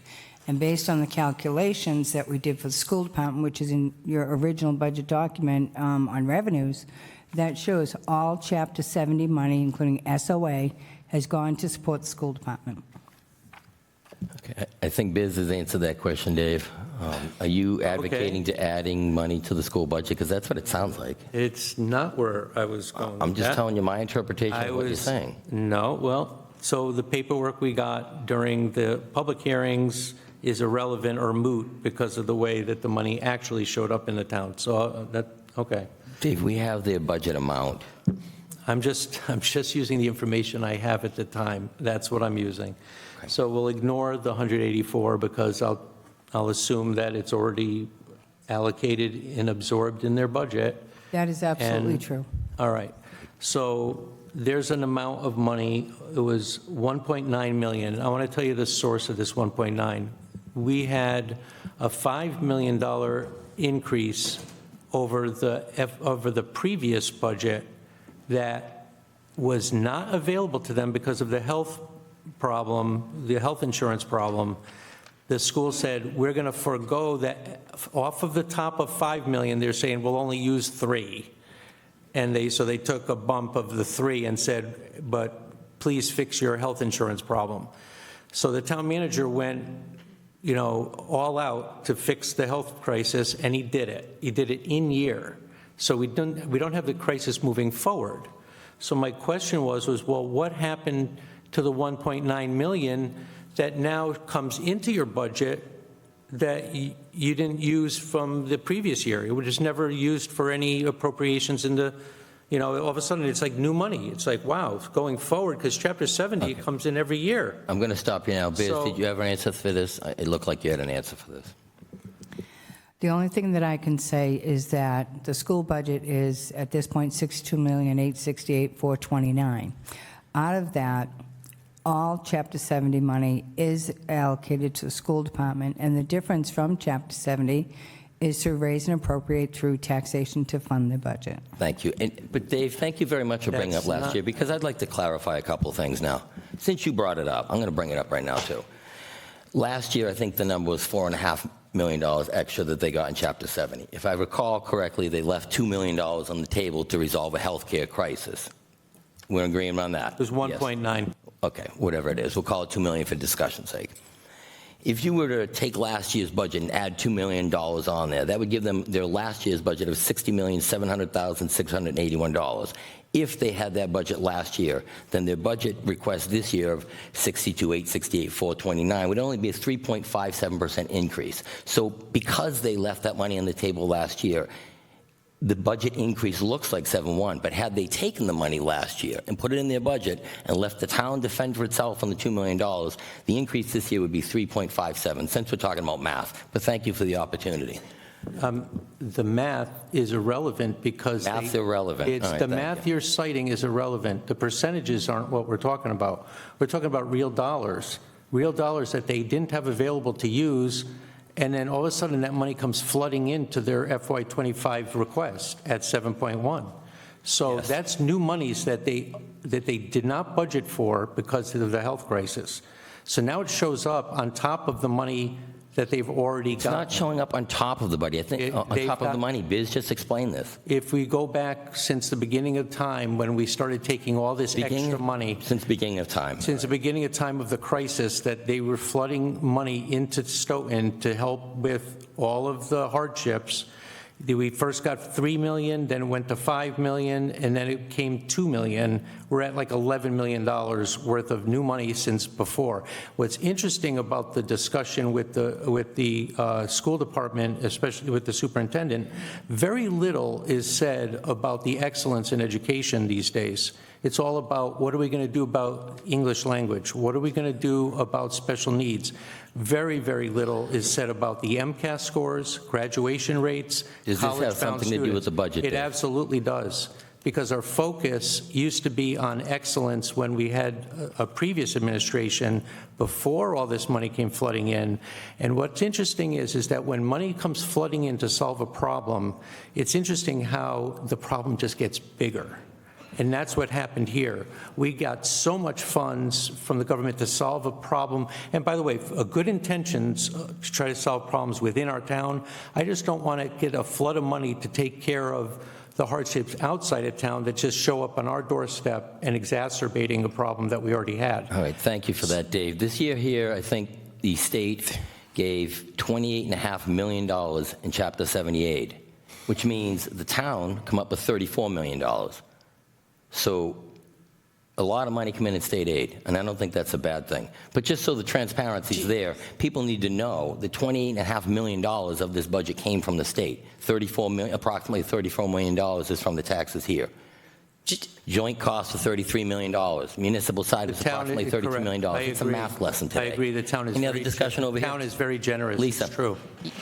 Yes, to follow up on what Dave's saying about excellence, if you watch the school committee meetings, they have a deep concern to addressing exactly what Dave is talking about, okay?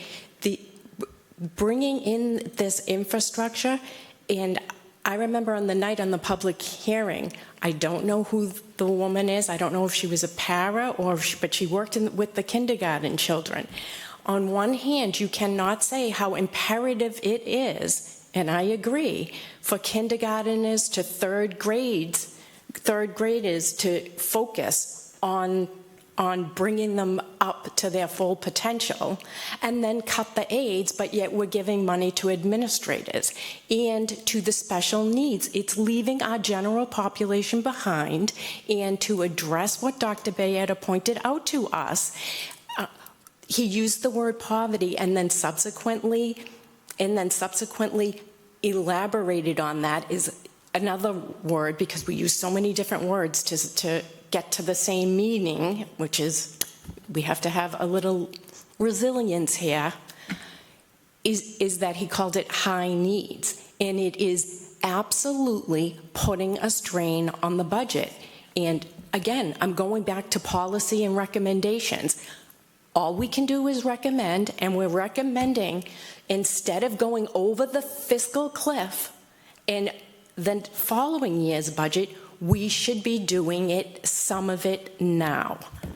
So I would like to Thank you very much make a for that. motion to cut the budget by $743,249. Okay, hang on. Could you please repeat that, and can somebody jot this down? Yep, I got it. Thank you.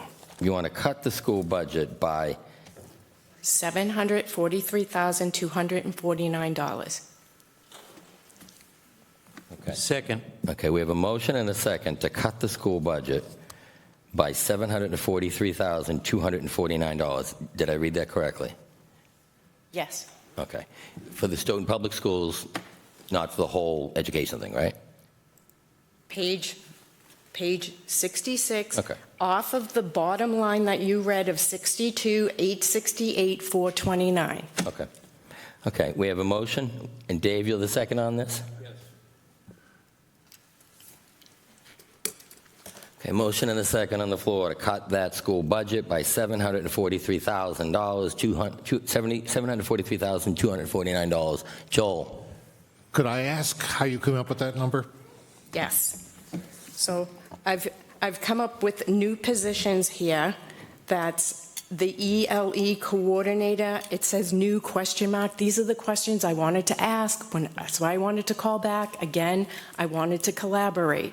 So I came up with it by pulling 110,323, 406, 238, 116, 688, 110,000. I could have done more, but I'm trying to be reasonable. All right, so you came up with that by identifying certain positions that you believe should be eliminated. By going through the package that we got. I'm sure to- that's how you got it. That's my question. Excuse me, Is that how you please. got Excuse me, Joe, let me finish answering your question. Lisa? I Joel's would, trying to clarify the question, so I please let him. understand the question. I would like to finish answering him. And then if you want to clarify, please feel free. So I got it by going through the budget, the school budget, the way we did the municipal budget. Do you want to ask me something else? Is that a yes or a no? In response to his question. I think she identified at least the positions that she feels should be eliminated from this budget. Is that correct? I went through the budget. No, I'm that sure they you gave did. us. I'm just asking the question. That's how you came up with a number, by identifying positions that you feel should be eliminated. I went through the entire budget Right. and pulled off what I thought was reasonable from the bottom line budget. That's what I just asked. Yeah, okay. I just wanted to understand how you came up with that. So this is a total budget, right, Mr. Chairman? Yes, that's correct by state law. That's correct. So if State law we states agree that. with you and recommend that we reduce the budget by $743,249, there's no guarantee that those cuts will be made in the positions that you think should be made. Correct. It's only a recommendation It's because also state law. The state law is that we don't tamper with the lines, the positions. It's a bottom line budget by state law. that's why I gave you a bottom line number to cut, you. because I fully Joel was clarifying that. because I fully with that, recognize Joel? that. I'm good. Okay. And again, I can't say it often enough. I think it's very important that we all work collaboratively, but that opportunity was lost by you not allowing them to come in. They came in here for 4 hours. So we have a motion and a second on the floor. Mark? Yes, good evening. My question is if we eliminate 743,249? does that affect our money that comes in from the state? Our money that comes in from the state, which is the money that comes in from the state, which is Chapter 70, that's based on the number of pupils. Thank you. All right, motion and a second on the floor. Any more discussion? Yes, Dave.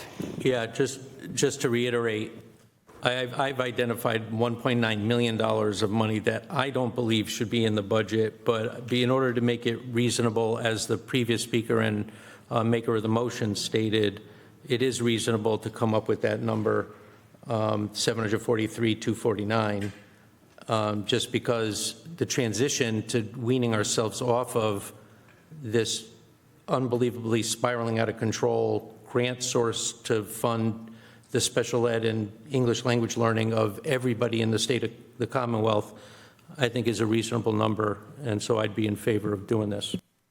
All right, thank you. We have a motion and a second. Yeah.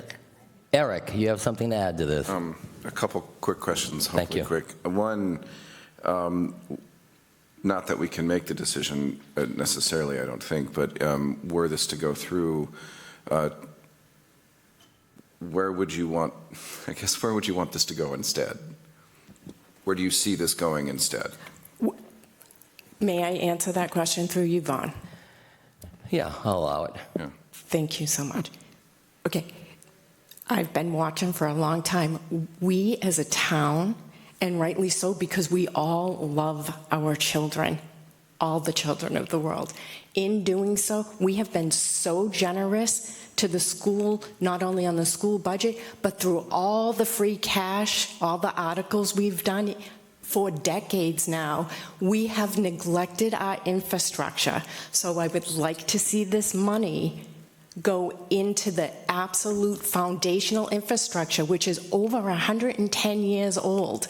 I mean, at some point, we need to be saving for our infrastructure. And town meeting will decide how to spend that money. So I believe, in my fellow committee members, please correct me if I misspeak here, I believe we would put it into a stabilization fund and then have to vote it out for infrastructure. That's my personal opinion, but I would like to work collaboratively with. Yeah, that was the question, was the personal opinion. I mean, I wanted to understand kind of the vision. The thought process. And if I can try to be a little more specific along the question, Joel's line of question, because I feel like it's worth explaining. I know we can't go line by line. I realize that we would be here for quite some time, but in general, what areas did you find these cuts in? Was it a particular Department of Education? Was it a particular grade? Was it a particular classification of employee? If that makes sense. It seemed to me, I don't want to misspeak here, but it seems to me it looked like it was one-time money being rolled over into the budget. And also for me watching the school committee this year and picking up on all the stress points and why they know they're going over the cliff, I'm like, it doesn't make any sense to wait. We need to start weaning ourselves. When we've been so generous, we have to learn to pull back, and I'm trying to do it in increments. To make sure I understand you then, you put your focus on positions that you felt had previously been like grant funded and have now been made permanent, and that's the concern. Okay. Yep. If I could just make a quick comment then. Absolutely. Respectfully about those concerns. And I normally don't pull this card because I don't like to, but I'm just curious who in the room has taught in a classroom? Who in this room has taught in a classroom? Including substitute teaching? Or particularly, K through 12? The substitute Sure. teaching? Why not? Sure. All right. This is a highly specialized kind of work that we do in the classroom. And I'm just going to say, there is no such thing as a general student. There is no such thing as the general student population. Every single student in my classroom has a special need, and I put a huge amount of time and effort into meeting that need. And I personally resent, particularly as the son of a career special education teacher, any suggestion that somehow the devotion of resources to what we, for better or for worse, label special education, which I personally would love to leave that label behind, but that's another conversation. that the devotion of resources to what we label special education takes away from any other part of the student population. And so any effort to reduce what we give our schools based on that mindset, I'm not saying that's what is motivating this necessarily, but I feel like I have heard undertones of that, and it deserves to be pushed back on. And I'll leave it at that. Thank you, Mr. Chairman. If I could just Thank you respond, very, just so you know. Hang on a second. Thank you very much, Eric. Okay, just one-line response. Please wait to be recognized. Okay. We have any other comments on this? Just real quick, I got that language from their presentation here, from somebody who was in the classroom, because I didn't know which language. Somebody used regular, somebody called it the general population. All right, thank you. Lauren? I just have a comment. Whatever happens here with this vote up or down, I think going forward, we really need to focus on the school committee and the select board getting together and more communication with the public, just so we can understand each other better. Hopefully, we can do that going forward. Well, thank you very much. Okay, motion and a second on the floor. Any other discussion on this? Jonna? Just a quick comment that I don't understand why we're getting into the weeds and why we're asking Lisa what her personal preferences are for cutting, because it really has no bearing. It's an exercise in futility. We don't have any ability to really pick and choose. It's an overline amount that we have to come up with. It doesn't really matter. So I think we're kind of really getting off on a tangent that we shouldn't. All right, motion and a second on the floor. All in favor of cutting the school's budget by $743,249. All in favor? Okay, we've got 1, 2, 3, 4. Okay. All opposed? Okay. 7? No, hang on.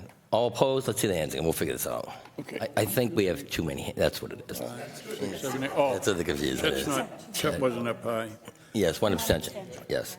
Yeah, and we got one abstain.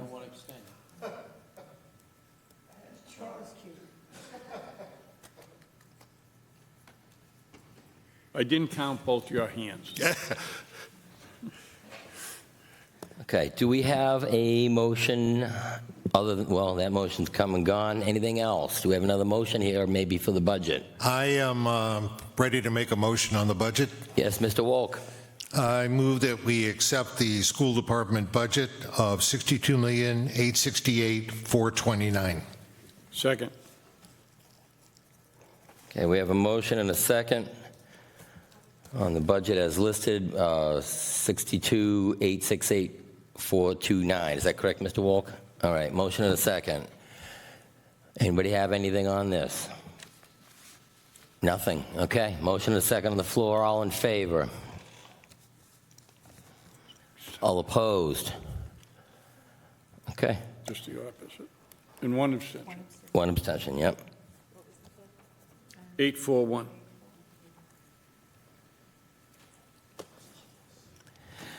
Okay. We've covered the school budget. We have covered the clerk's budget. We've covered the council on aging. We've covered the veterans budget. We good on all the budgets? Is everyone here good with all the budgets we've held and voted on these separate budgets? Okay. Do we have any other motions here? Well, I just have a comment, if I can. We had an ability as a minority to be able to add language to the recommendation. I just want to be able to do that when we finish the vote on the full budget, that we could do that. You want to have a language added a for sentence what as to why? what the minority voted. We can send in a report of why we voted no. As it was pointed out last night by Mr. Strzok, from a procedural standpoint, that will be done here.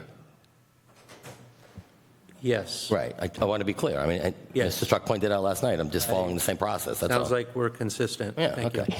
Mr. Chairman? Yes, Mr. Walk. Yeah, I wasn't here last night, and I went to bed at 9, so I didn't hear what happened after that. Lucky you.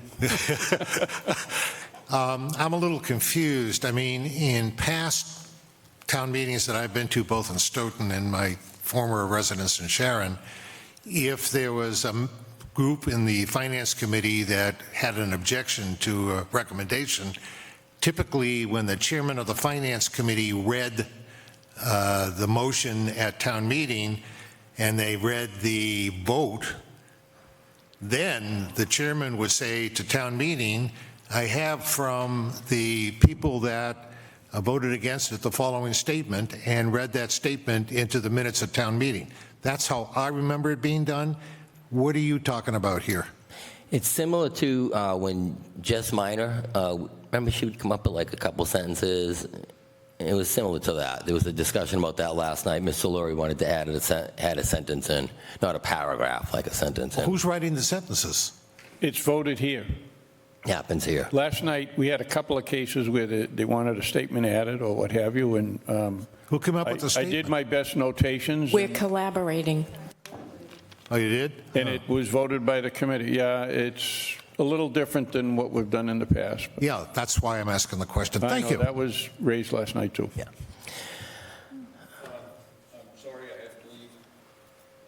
It's important. Okay. No problem, no All right, problem. we will miss you. Hope everything's all right, Elliot. 9:02.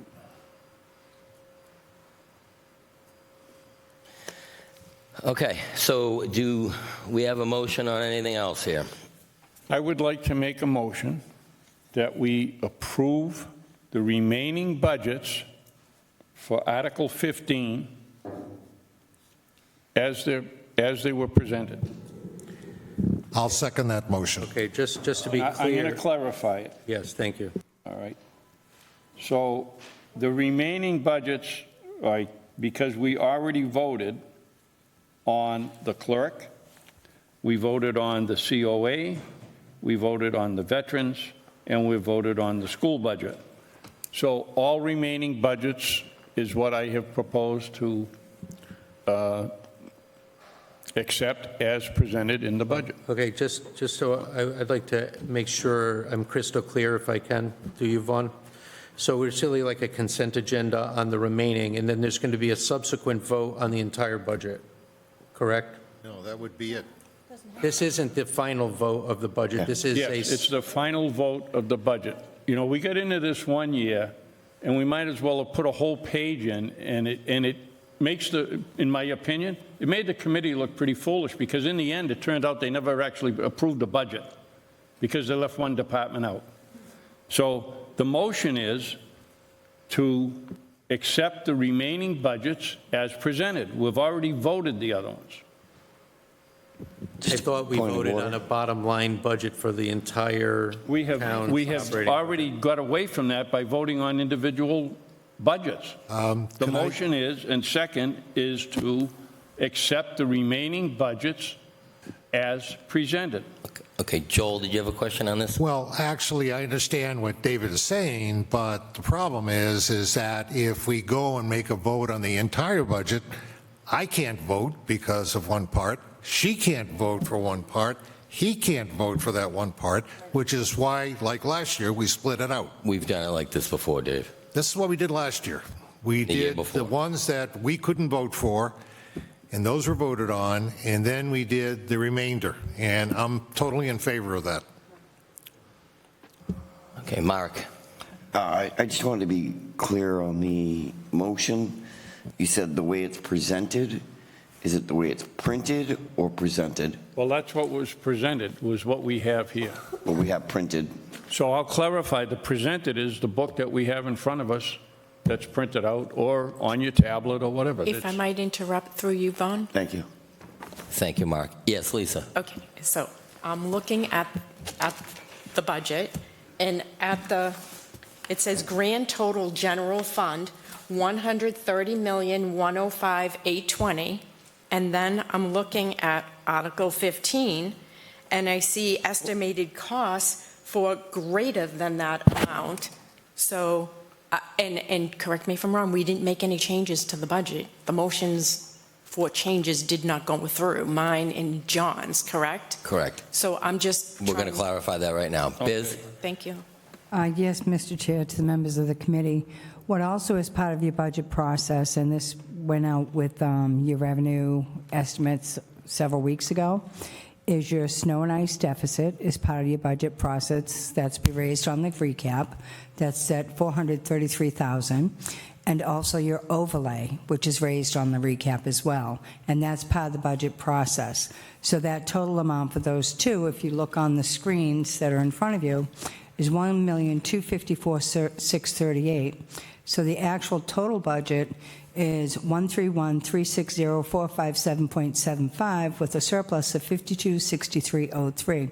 Now this presents a clearer budget. The things being raised on the recap, we have to raise it on the recap. We don't have that choice.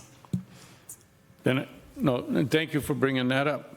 Okay. We have in the article, it says the motion in there is going to be the town vote to appropriate $131,361,246 for maintenance and support of the several departments of the town for fiscal 2025, and that such sum be expended only for the purposes as described, and further that to meet the appropriation, $675,000 be transferred from an appropriated free cash, $618,725 be transferred and appropriated from overlay surplus, and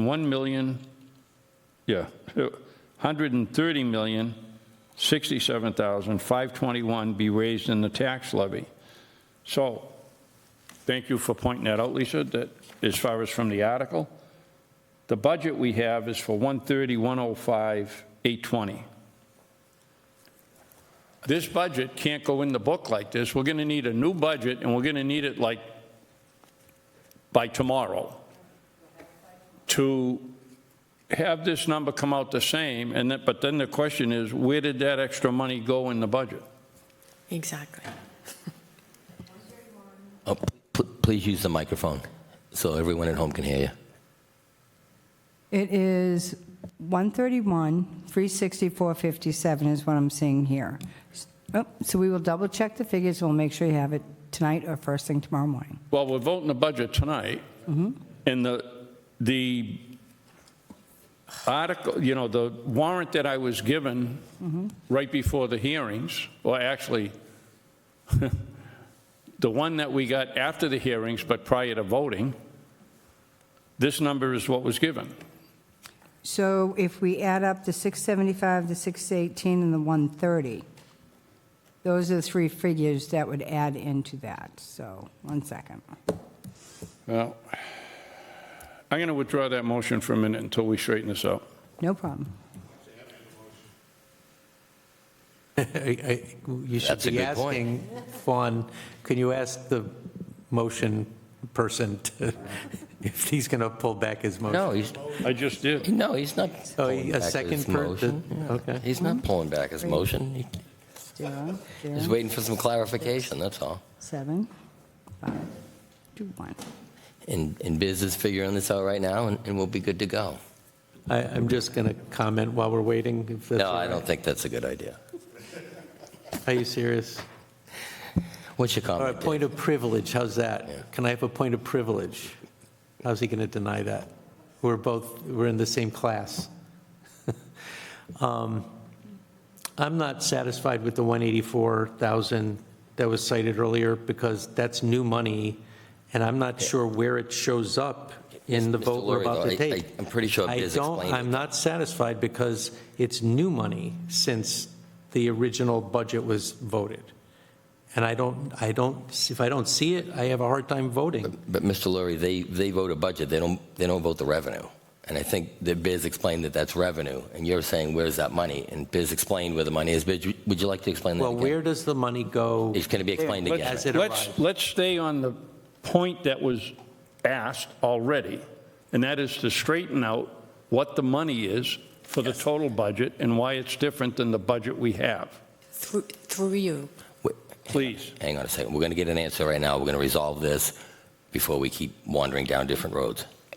It's backtracking to the two numbers that were just on the screen. Like she said, the 433. What was it, snow and ice? I just Yes, want to know, yeah. somebody to direct me where it is on the, I'm looking at the recap sheet here. Is the snow and ice line? On the snow and ice line, you're not going to see it in the budget. Sorry, I'm looking at the is it, there's 2 pages here and number 2? If you could, so it was the snow and, But Biz is still straightening out the total number, so we're not I'll going to wait. get sidetracked. so- I'll wait. All right, thank you.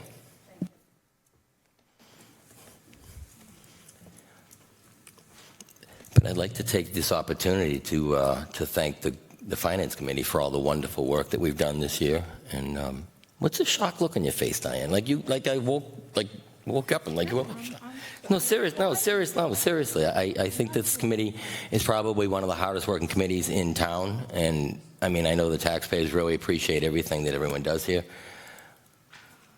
I just wanted to say that. I'd like to give credit to the superintendent, all the department heads, and the town managers, because, oh boy, that's not fun to do either.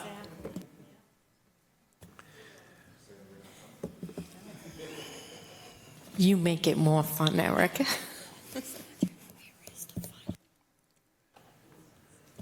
In case you're wondering, the difference is $1,255,426.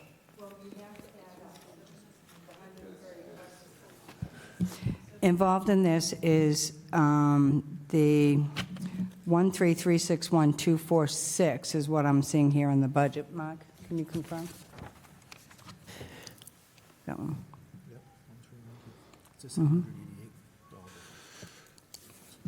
Yeah.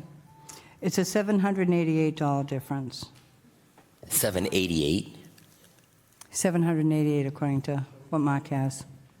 Okay. For what? I mean, we have the budget that was voted by the Select Board on January 17th of $130,105,826. Correct. However, We have a number in the warrant that is $1,255,426 more. So where is that $1,255,426? Because that means this budget that we've been using throughout. right. Right. So Biz, do you have an answer on that? We'll just one thing at a Yes, time. Mark. Okay, stay with perfect. me. What it is to be raised on the recap isn't necessarily, it was not put in the budget Okay. on your budget document, but these are requirements that we have. Can you to- pull the mic closer, Biz, please? Sure. The items to be raised on the recap was not included in the budget, which is standard because it's not a budgetary item, but when you get to the end, it is part of the recap. We have to explain to you why we're going to have variances in the recap, and part of it is the overlay. The overlay is a reduction from our tax rate, which goes for abatements and exemptions when people file for a tax refund or they're challenging their tax rate. Okay, so the difference between what's in here on the budget and what's in the article is how many dollars? 788, Mary Jane?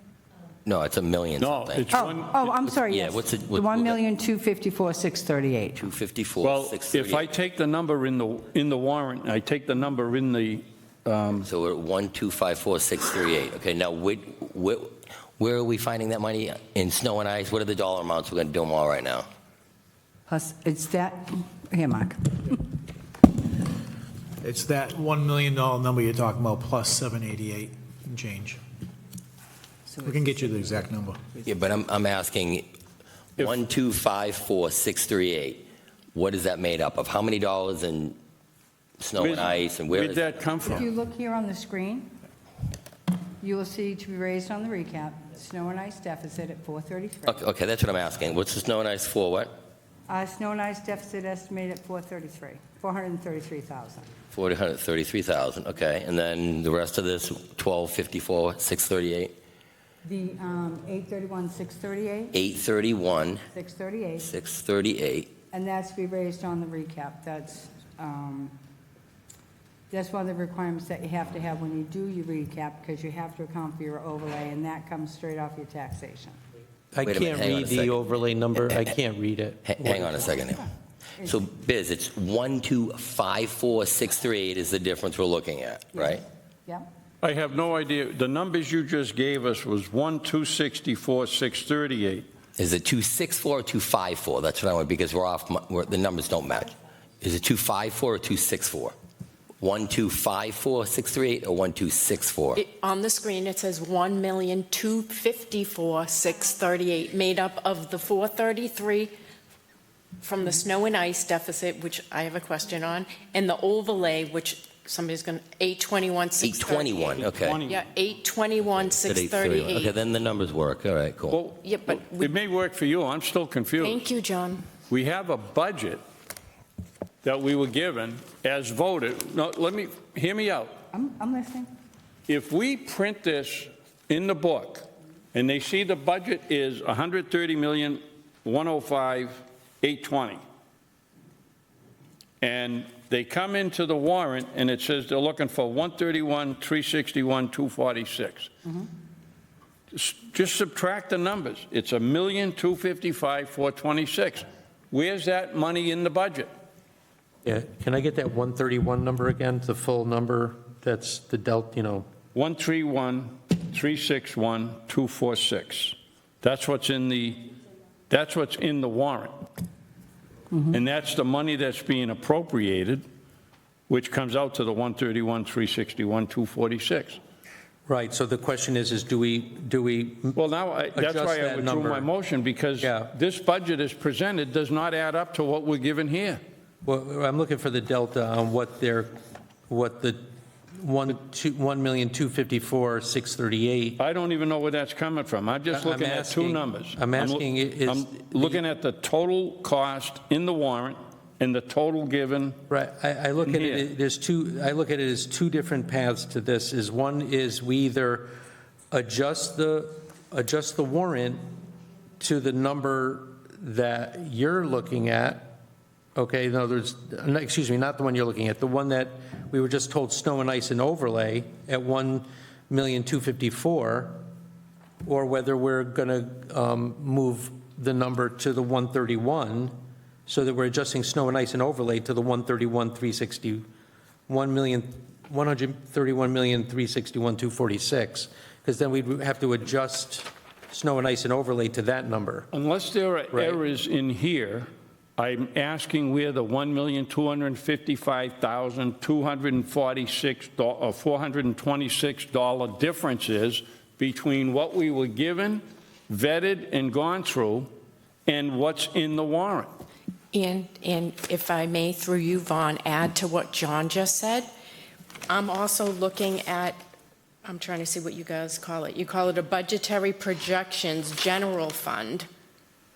That's the spreadsheet I'm looking at that has the recap on it. I'm looking for those numbers to tie back into the budget and then into the warrant. And right now, there's a few issues that I have. I can't even see the 433 and 821. I do see an overlay in here. Oh, I just found it. Okay. But the overlay says that's only a one-time, I'm reading it in here. I don't know if it's your comment or CLA's comment that says that's another thing that should not be used in an operating budget because it's one-time money. And I know everybody knows by now, but I'm going to keep repeating it till I'm blue in the face. Structural, we've neglected it for decades. We shouldn't be using it in a budget. All right, thank you for that. We're going to iron out the numbers on this. Yes, Joel. Diz, Yes, sir. the warrant number is 131,361,246. Correct. Can I assume, or can you certify that using this number based against the projected revenues will give us a balanced budget? Yes, it will give us a surplus of $5,263.03. So it'll give us a slight surplus of a little over $5,000. Correct. 5,200 and what? $5,263.03. That's up there on the screen. Oh, okay. So my question to you, Mr. Chairman, is don't we have to go with the dollar amount that's in the warrant? Well, we would read the motion at town meeting. So, I mean, if that's the motion that it takes to balance the budget, then that's the motion it takes to balance the budget. I think the question here is why that number's not matching here, and that's what we're trying to resolve right now. And Biz is saying that number has to do with... Anytime I prepare a budget, as far as transparency is concerned, I always put in how much we'd have to do for snow and ice, what's our estimate for snow and ice deficit, which you have to raise on the recap, which affects your tax rate. And the overlay, there's two different things you're looking at on the overlay on that report. One is overlay surplus, which is $618,000 to supplement the budget. And then the other one is overlay, which is a reduction of tax. And the reduction of tax, like I said, let's say we have $1 million and we have to take out $800,000 to cover any abatements or challenges on people's real estate taxes. With that challenge, we have to hold it aside, and it's part of our reporting to the Department of Revenue. This should always be included in your budget projections. However, I wasn't here. I can only give you what I know that I have to do for the recap for clarification purposes. Do you know if it was done this way last year? Because last year, the budget sheet adds up to the warrant book. I have no clue, because I wasn't here. But if we go to the recap and we look at the recap itself, let's see. The recap last year, the overlay was $794,000, which was raised on the recap. The snow and ice was $156,000 raised on the recap. So was that included in the budget and on the warrant book last year? That's It was correct. not included in the budget that I'm aware of last year. Correct. Yes, Lisa. So that's snow and ice, because we haven't had, is that money that we're projecting, is that an expense, first of all? Well, the only legal deficit that you're allowed to have is snow and ice. And the consultant, CLA, projected the snow and ice deficit to be $433,000. For fiscal year '25? For fiscal year '25, correct. Okay. Okay? It's just a projection. Correct. And that could change when we get to recap, because all these things change when we get to recap. So that's adding, when we're looking at the budget paperwork, I always like to Yes. clarify what I'm talking about. Yes. So Yes. if you add that to the 130 here, that's what I think you're trying to get Yes. to, right, John? You're trying to bring what's in the budget there, the 130, up into the warrant number, correct? Yeah, I And mean, tie it to this, is this called the recap or the? These are the budgets we were asked to go through, and unless this is not adding up right or whatever, the total, grand total for the general fund was $130,105,820. And if I can bring your attention to the screens. I you'll can't see- read the screen from here. Oh, okay. It's old. So are you saying, Biz, that it's the number of 130, whatever it was, add on the Overlay and the overlay snow and and ice the snow and ice deficit. of 433 brings it up to this number that we need Yes. here? That's what you're saying? Yes. Okay, so that's the difference between what we have, because this Yes. packet of stuff that we have Is does not 130. include snow and ice and does not include the overlay. And those That's are what you're things that saying. have to be raised on the recap through taxation, Okay. correct? All right, so that's probably what's going on here. All right, Yes. Mr. Chairman? Yes, Joel. All right, so if, the motion I think that's on the table is to approve the operating budget, the remaining operating budget over and above what's been already approved. And that was a generalized motion. Technically, we could change that motion to say so that the total budget is not in excess of, and we pick a number. Well, I would pick the number 131, 361, 246, because that is what is in the warrant, and that is what the chief financial officer of the town says it should be. but that's how I think it Is should that go. your motion? Well, there's already a motion on the table, I I pulled think. my motion back. Yeah, so do You you pulled your want? motion back? Yeah, I so said I pulled it back because I just haven't, you know, I had no answer for this so Biz, Okay, so at the time. in that case, That was my concern. okay, I will make a motion, and the motion is to approve the remaining municipal operations budget over and above the remaining operations budget, and I'll end it by saying we've already approved the clerks, the schools, the COA, and the veterans to not exceed a total budget of $131,361,246. That would be my motion. Friendly motion amendment to that if possible, or a suggestion? Hasn't been seconded yet. If, do you have a second on this? well, no, if I could just ask him if I could, a friendly. Did you want to advice. second it and then? I can second it, yeah. Okay, so you're the second on this. Now you want to ask for an amendment to this or a friendly Yeah, thing? or something. Something, okay. If we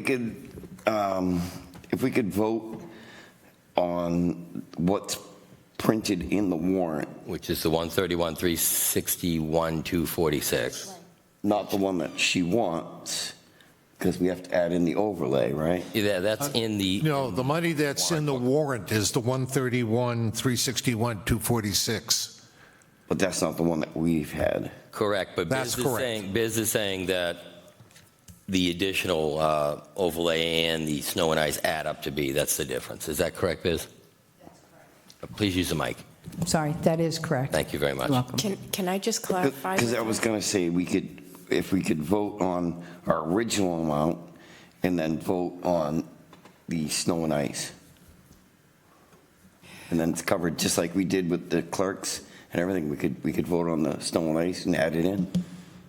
I think he just wants to split the motion stating 130,105,820 for the budget with an additional to be raised on the recap 1254638.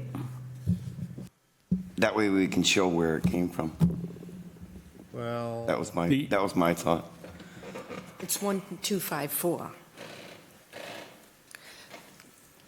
Mr. Chairman, Yes, Joel? if I could kind of respond, I understand what you're saying, but once again, I think that the ruling number here is what is actually in the warrant that's been approved by the Select Board, which is the 131,361,246.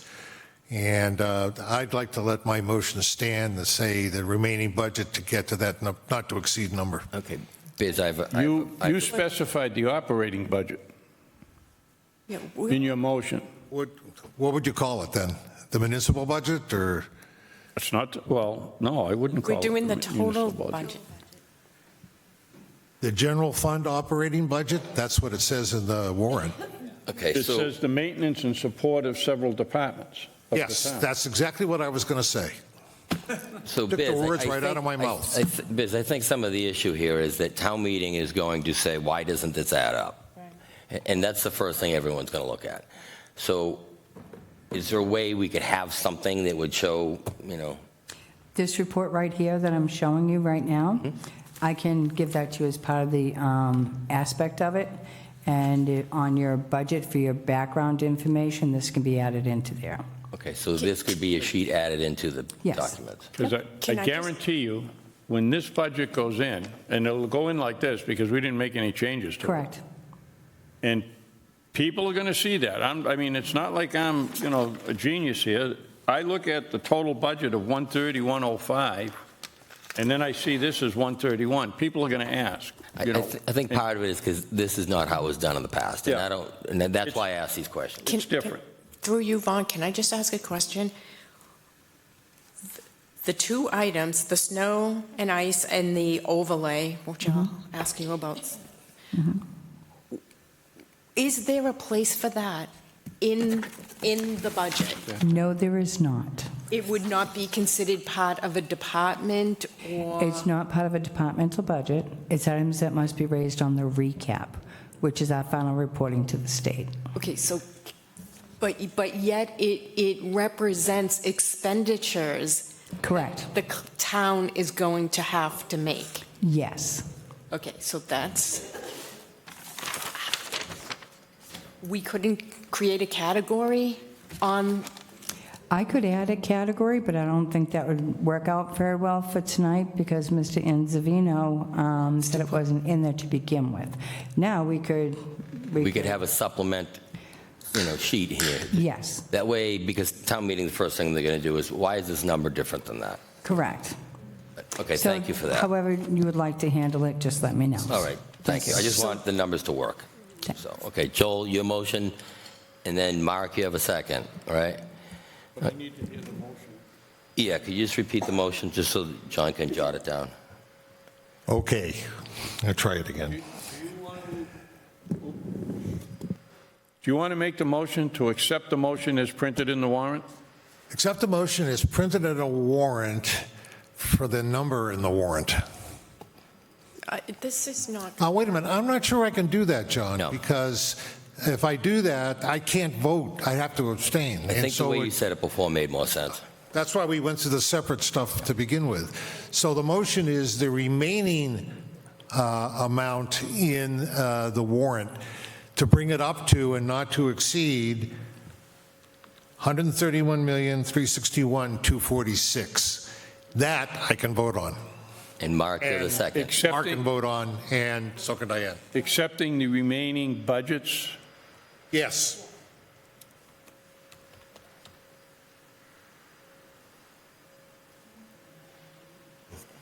There's a lot of noise out there. I thought it was the rain.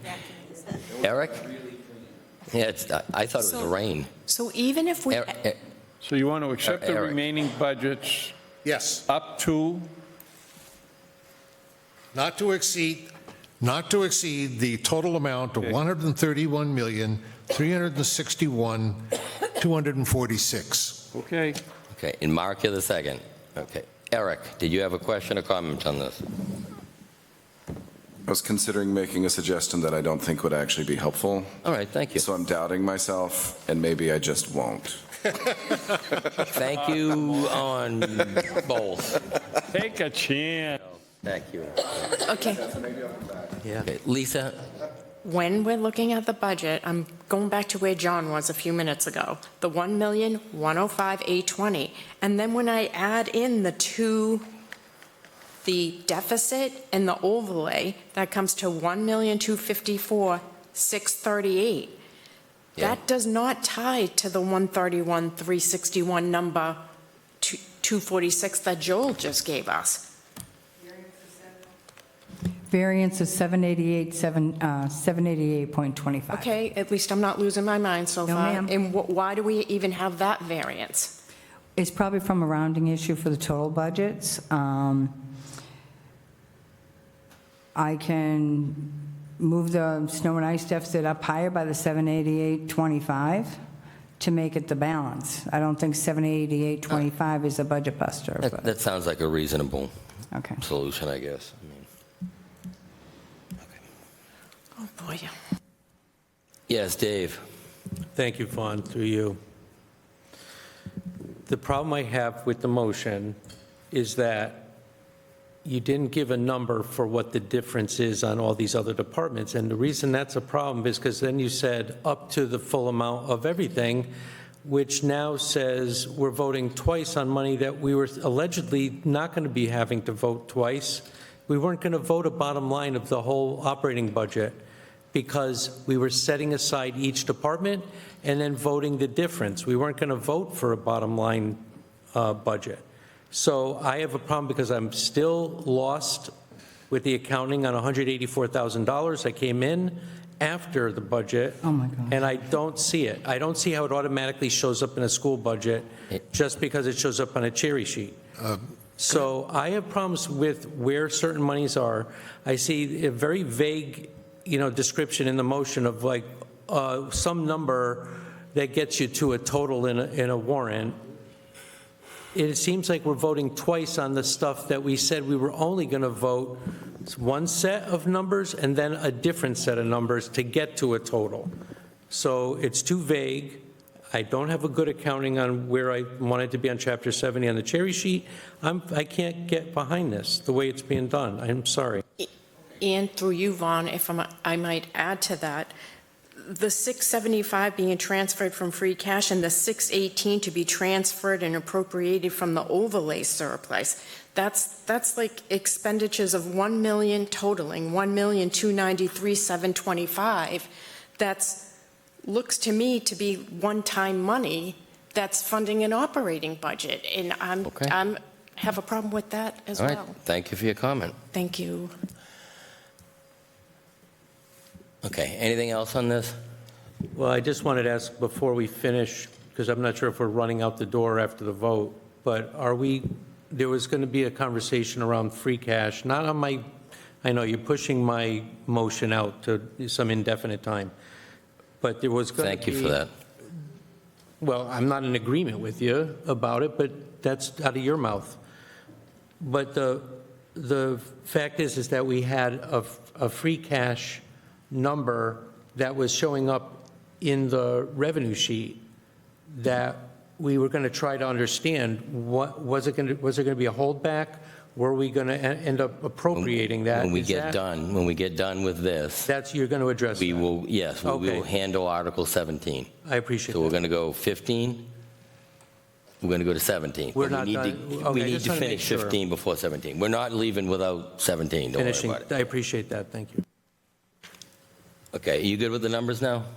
John, did you add that 788 onto the snow and ice and get the total on? Yeah, you're going to put the 788 on the snow and ice to make it, The 788 I'm going to put under the raise on the recap. Which is part of the 433, right? You're going to add that to 433? Yes. Okay, so it's going to become 433, 788. We're going to get some sort of supplement to add to this so everything works out, right? Yep. Yes, sir. Okay, motion and a second on this.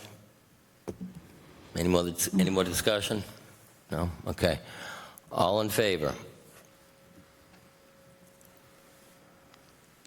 Okay. All opposed? was that 10-3?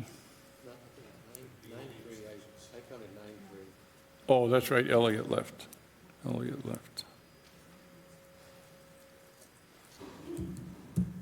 So do we have 9-3? Is that what it was? Yeah. Okay, so I'm sorry, Yvonne, can you read back the motion that was just voted? I think John can. He wrote it down. What I had is accept the remaining budgets not to exceed $131,261,246.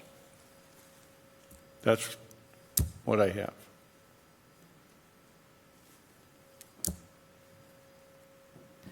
So does that eliminate the discussion of using one-time money for the 675 of free cash and the 618, 725 overlay? Well, that's what was just voted. Yes, that's part of that's how the budget was funded. Okay, so we're ignoring. What?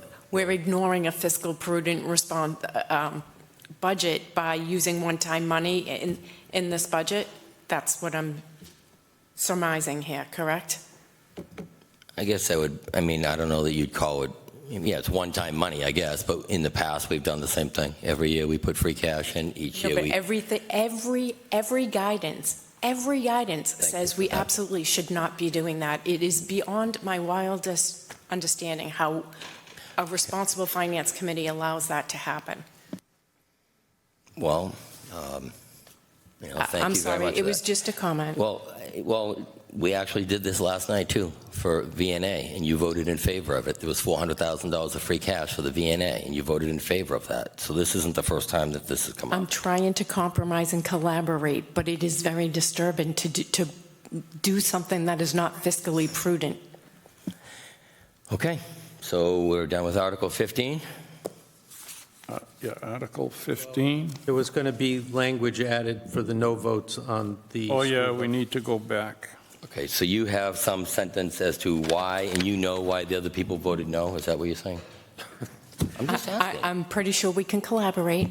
Okay, what's your sentence? You have a sentence you want to add here? Is that what we're doing? Well, I'll start by saying that we're using grant money to fund an operating Okay, budget. hang on a second, stop. We're not using grant money. What grant money are we using?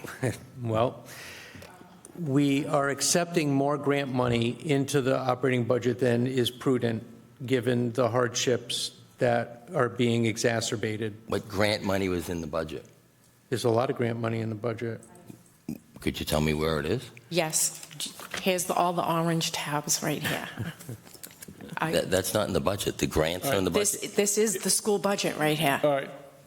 We had a vote that was 8-4 with one abstention for the school budget, the Stoughton Public School budget.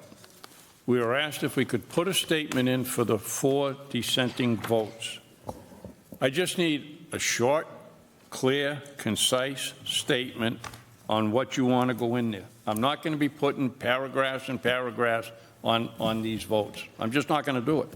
So if you want something in, either write it out on how you want it so I can take it, you can read it, we'll get the vote done, and Can we'll go can from we there. add this by the end of the meeting? Would that be adequate? So we can keep moving on I'm the going to other- need it very soon Well, because I have an Dave, issue I can going say on at the something. It's house, for the and I'm school going to one have we're to doing leave right as now. soon as we're done. So basically, you want to say, we're continuing to use one-time monies, and the dissenters feel it's fiscally irresponsible, 1, and 2, it is overly dependent on grant money.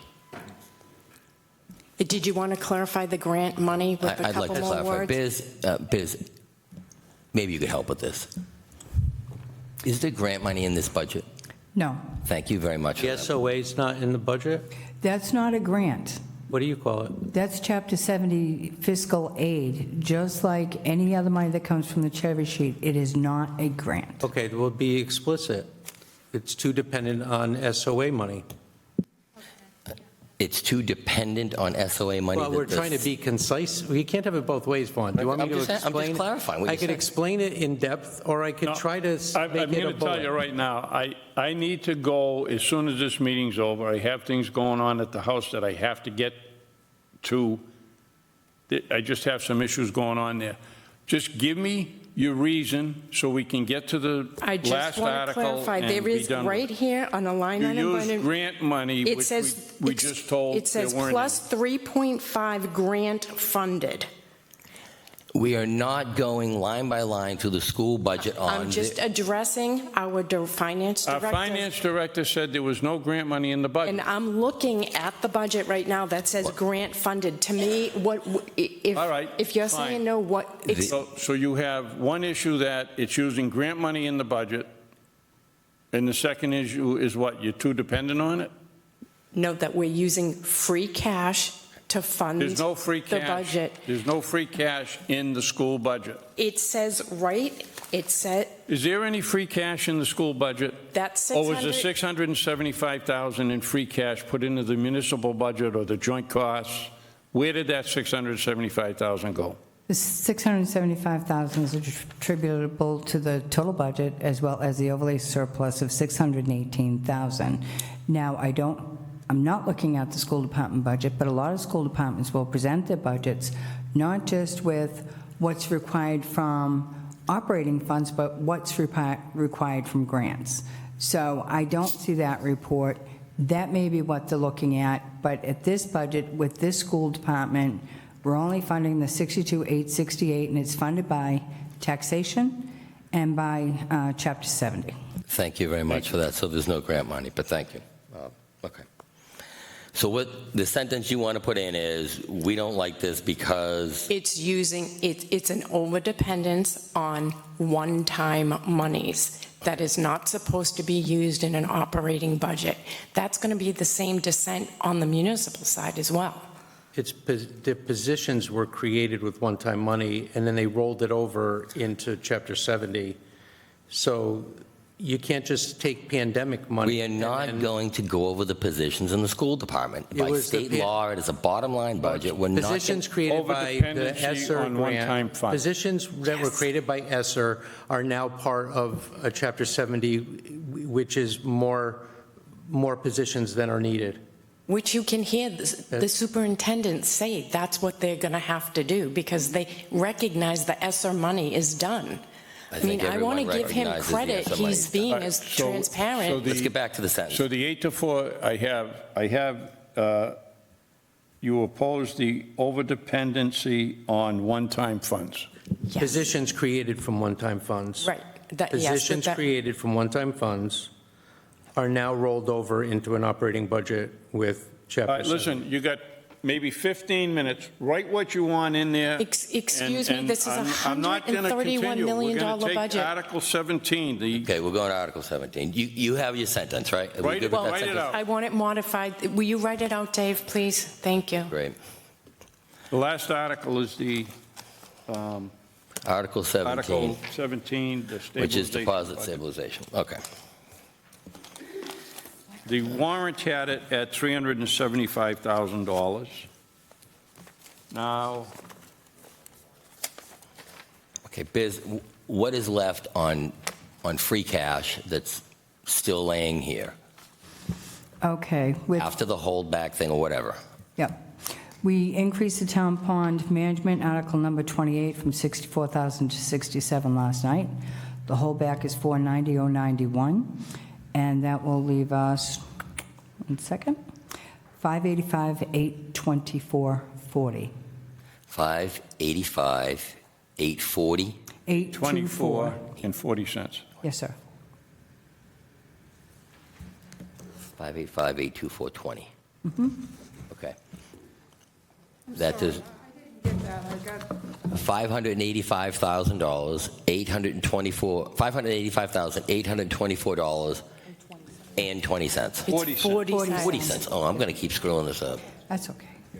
Yeah, it's getting it. So the total of those is $1,075,916. The total of what? Those two amounts that are left hanging that we need to do something with. The holdback no. plus the unallocated Biz, could you balance. please repeat the number that's left over, the total number? Yes, we have the holdback of 490,09160. We have the unallocated free cash balance of 585,824.40. And just for a point of clarification, a holdback is standard in the industry that you do not spend all of your free cash.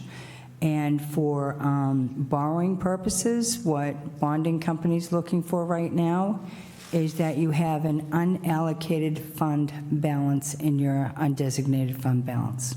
So that is what the explanation is. And it is standard in the industry to do a holdback. That holdback helps us close out the current fiscal year. So fiscal '24, we're going to start our free cash calculation with, depending on what's voted here tonight, 490,091.60 would be our base. And if we leave it at that, that's fine. If not, then the total 1 million and change would be the beginning balance of the free cash. Okay, so theoretically speaking, the 585,824 and 40 cents does not include the 375 that's already tentatively listed in Article 17, correct? The 375 is already included. It's under Article number 17. If Right. you look on your screen, you'll see that 375 is already in there. So if we took the 375 and added it to the 585,824 and 40 cents, it is possible to do 968.24.40? It is possible, but from my position, it's not recommended. Where is the other 375 then? It's already in here, right? No, the 375 is already in there, but if you take the 375 and you add in your 585. Which is what you said was left over. Right. And with the 585, 375, that makes it a little over, what? 585,824.40, and then 375 Yeah. comes up to, what does that equal, 960? Yeah. Something like that, 968.24 and 40 cents? The more you have in your unallocated fund balance or your holdback, however you want to phrase it, gives you a better outcome when you're calculating your free cash for the end of the fiscal year. And this would be the free cash for fiscal year 2024. But you're already talking having a holdback of 490,009 and 60 cents, right? Yes, sir. Okay, so a holdback of 490,009.60 still leaves 585,824.40 on the table. That is unallocated. It's not recommended that you allocate all your funds. However, But we that's would up still to be you. leaving 490 unallocated, that's what I'm saying. You'd be leaving 490 unallocated. Yeah. And then with the 585, if you want to increase your stabilization fund and/or your OPEB fund, that's understandable. But I would not recommend taking the whole unallocated of 585. Okay. I would leave more money to close out the fiscal year. Okay, can I have a question? Lisa? Okay, so this is clarification for myself, my fellow committee members, and anybody watching. Okay, you say it's not recommended. I want to try to understand that so you know where I'm coming from. I don't understand what a holdback is, so I'm looking for clarification on that, because my desire would be to take that 490,091.60 plus the 585,824.40 and move it on top of the 375. So when you say it's not recommended and you say it's used to close out fiscal year 24, which is the year we're in, that means what? In case to spend more money instead of saving it in the stabilization fund? No money is spent. The only way you spend anything out of free cash is by the vote of the legislative body. Okay. It does not get spent in any other way, period. Okay, so can you help me understand? Yes, when we close our books, it's an evolved process. So it's a big calculation where you have your revenues, let's say our revenues came in short $1 million. Let's say the money we're turning back from our budget, we aren't turning anything back from our budget. So now we have an automatic deficit of $1 million going into our free cash calculations. So we're already in the hole before we even close out the year. So this is a buffer so that we close in a positive at the end of the fiscal year. The last thing you want to do is have a deficit free cash, because that is a very big warning to the DOR. I'm not saying we are headed in that position, but from the financial aspect, you have to be conservative in what you do. So as a follow-through on that is just another reason why I get so upset when we use so much of our free cash. Joel? I wasn't here last night. There were a number of articles that were on the table that were being paid for by free cash. Did all of those articles pass by any chance?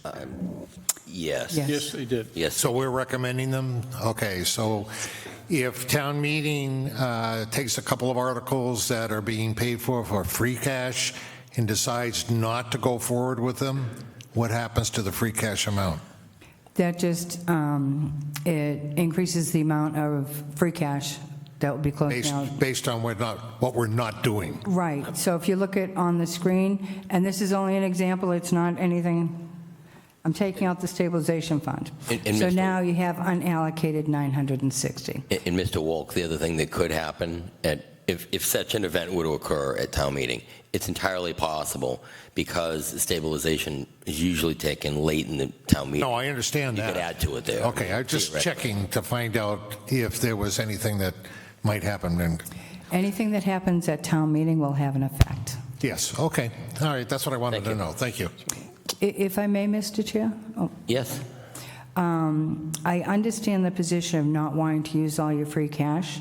However, a number of these articles had gone in for borrowing, and it was a recommendation not to go to borrowing because your borrowing is very extensive at this point.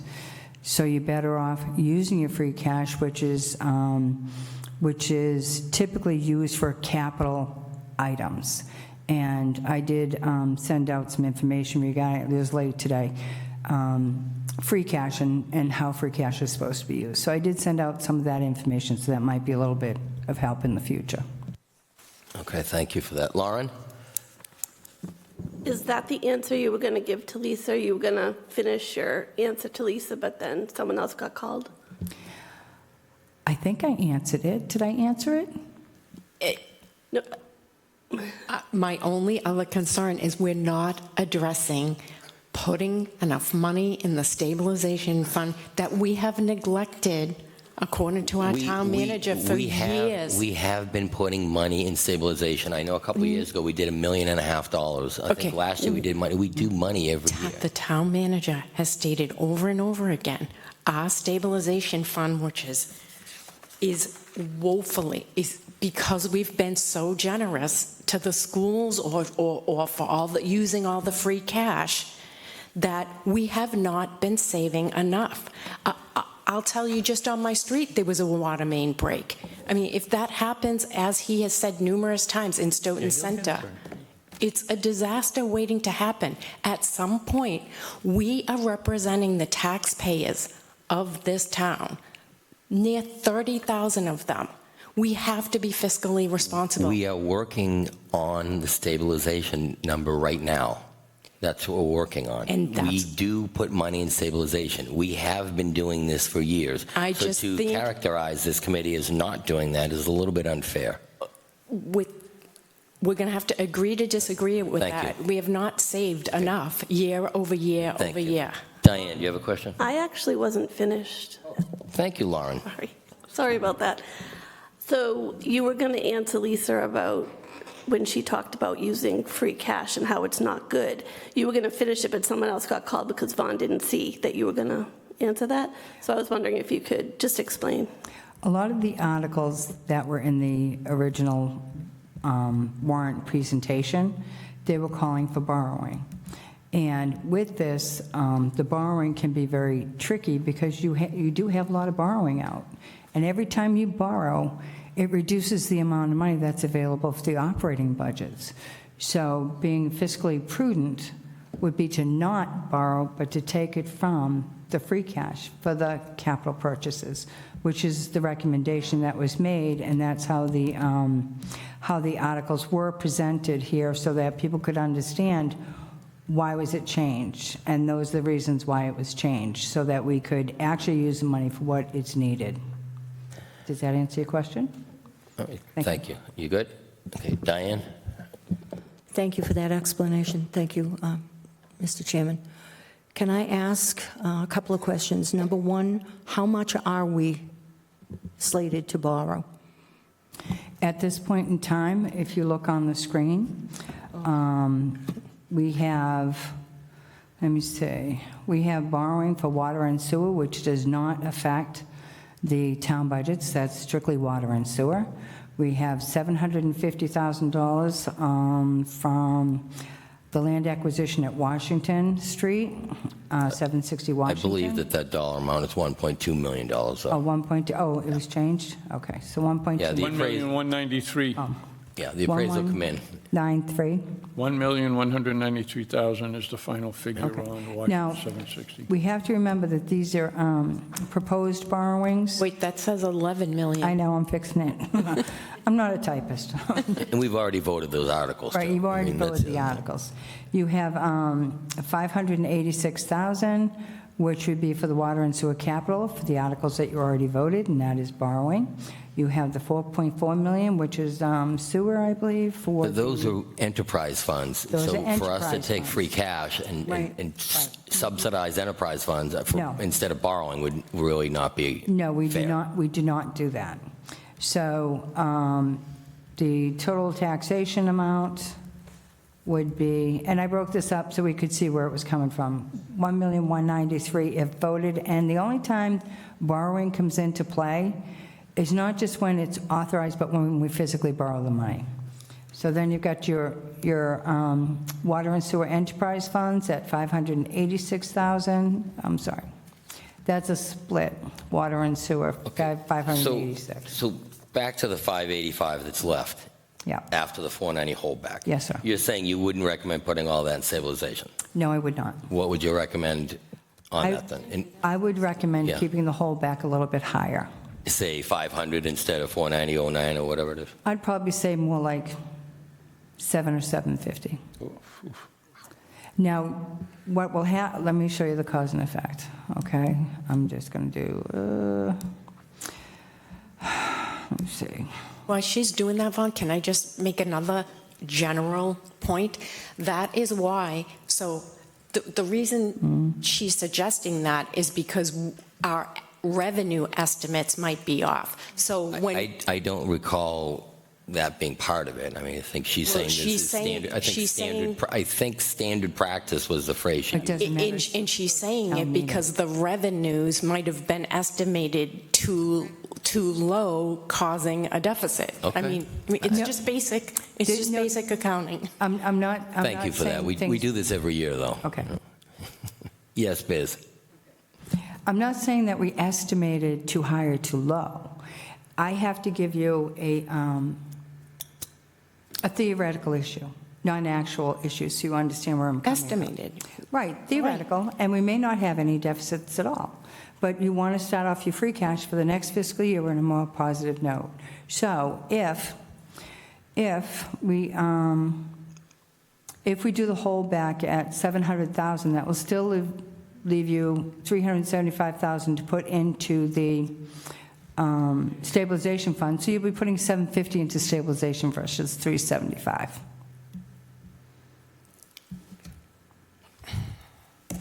Vaughn. Yes, Dave. Thank you for recognizing me, Vaughn. The question was, a few months ago, the town manager indicated that the number we had to meet in order to get a positive bond rating was 20% of operating budget in unrestricted fund balance. I cannot comment on what the town manager may have said at the time. He said it at the time, but that we were only at 18%. Where are we, based on all the numbers you have today? Is there, and by the way, I'm actually leading up to this holdback money, I assume, is unrestricted, and it gets calculated into unrestricted towards the number that we're trying to show, hey, our town has this unrestricted money available to it? The holdback. It is going to recognize that. Yes. So do you have any sense of where we are with our unrestricted as a percentage of our operating budget? Do we have any? No. We No, don't. and you have to be, typically you want your free cash to be about 5% of your budget. So your free cash should be about $6 million next, at the end of this fiscal year, is what a good projection would be. That's what you'd be looking for. But there's a lot of variables that go into that, and I'm not saying it's too complicated, but it's too complicated to get into tonight. Is a 600 holdback reasonable? I would accept a 600 holdback, yes. Okay, I just was kind of wondering about this. All right. So 600 holdback you think would be reasonable, which would allow us to put approximately 850. We could narrow this down to the pennies if we want. Okay, so we have, I'm just hypothetically If you asking. went down, if you did the holdback at 600, it will leave us a lot. if you want to put 850 in, you would have 600,916 as a holdback. Right. So, You have three buckets here, if you will. There was 375 already designated to go into stabilization. There was 585,824.40 left after allocating $3,825,000. And the holdback was the 490,091.6, which I would have got rid of the cents anyways. It I would was have going been to say, rounded can you off, but- accept, would you be able to accept 550 on the holdback and let the rest go into the stable on?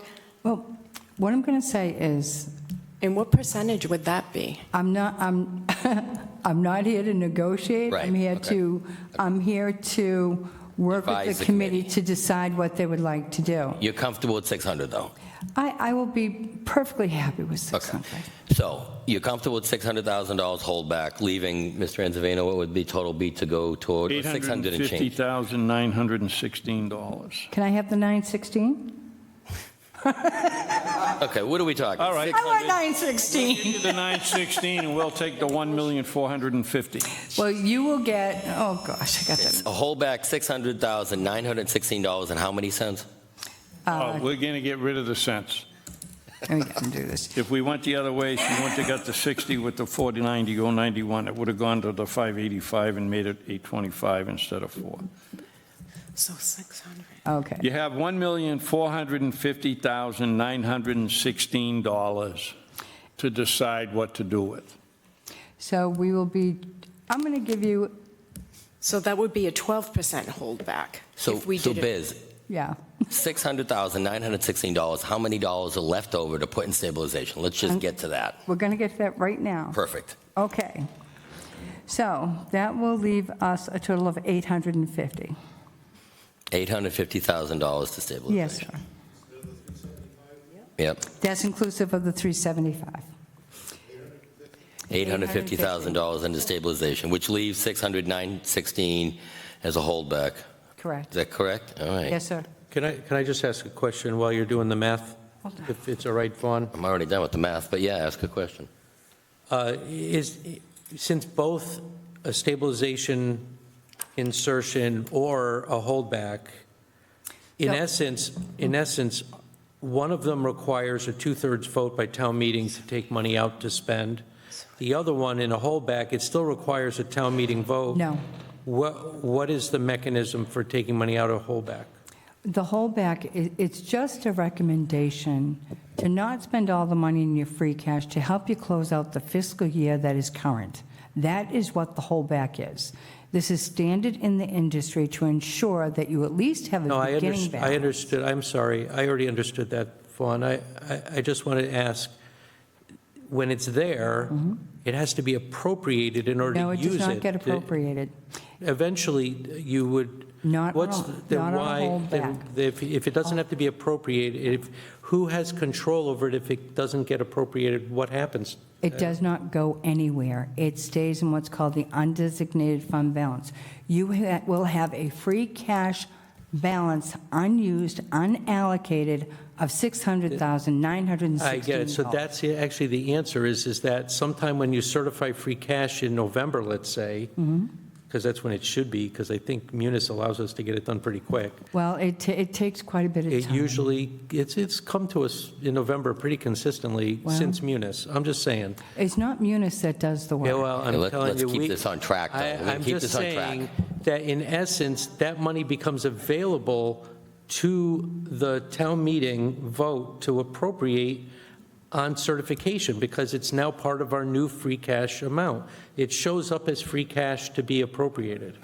I believe I have stated that it's part of the free cash It for the end of the eventually fiscal year. becomes usable. It's just between now and when it's certified.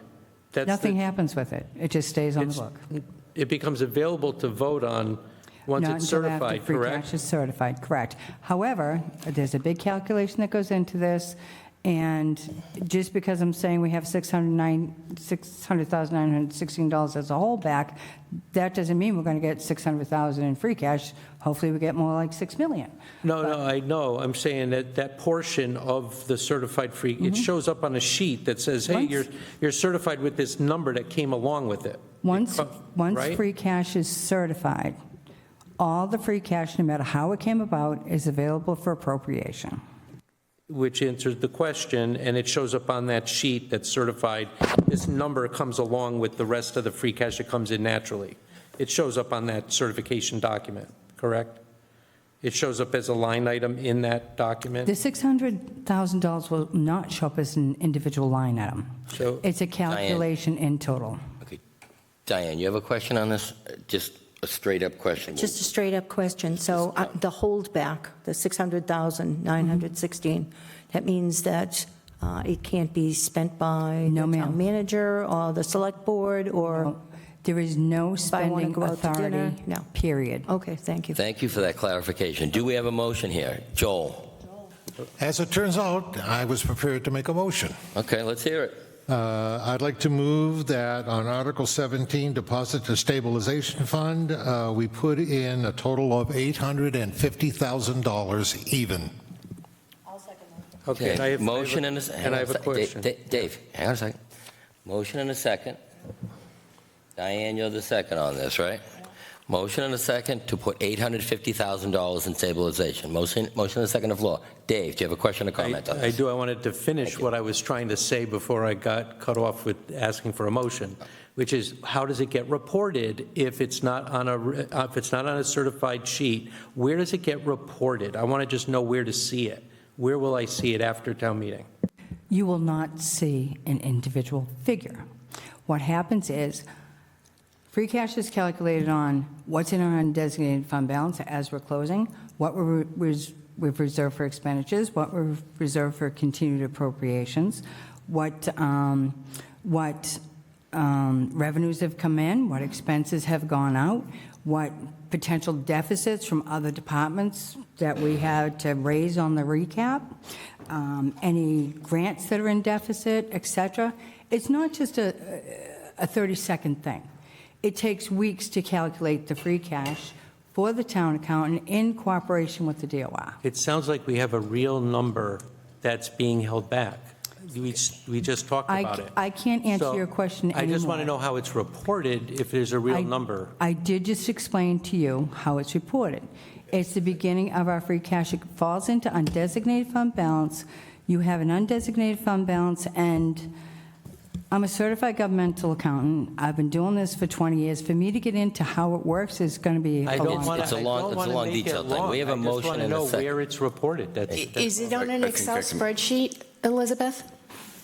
Hang on a If I second. may. Eric has his hand up. Eric. So just in terms of documents, because I like them too, we get the free cash certification PDF, okay?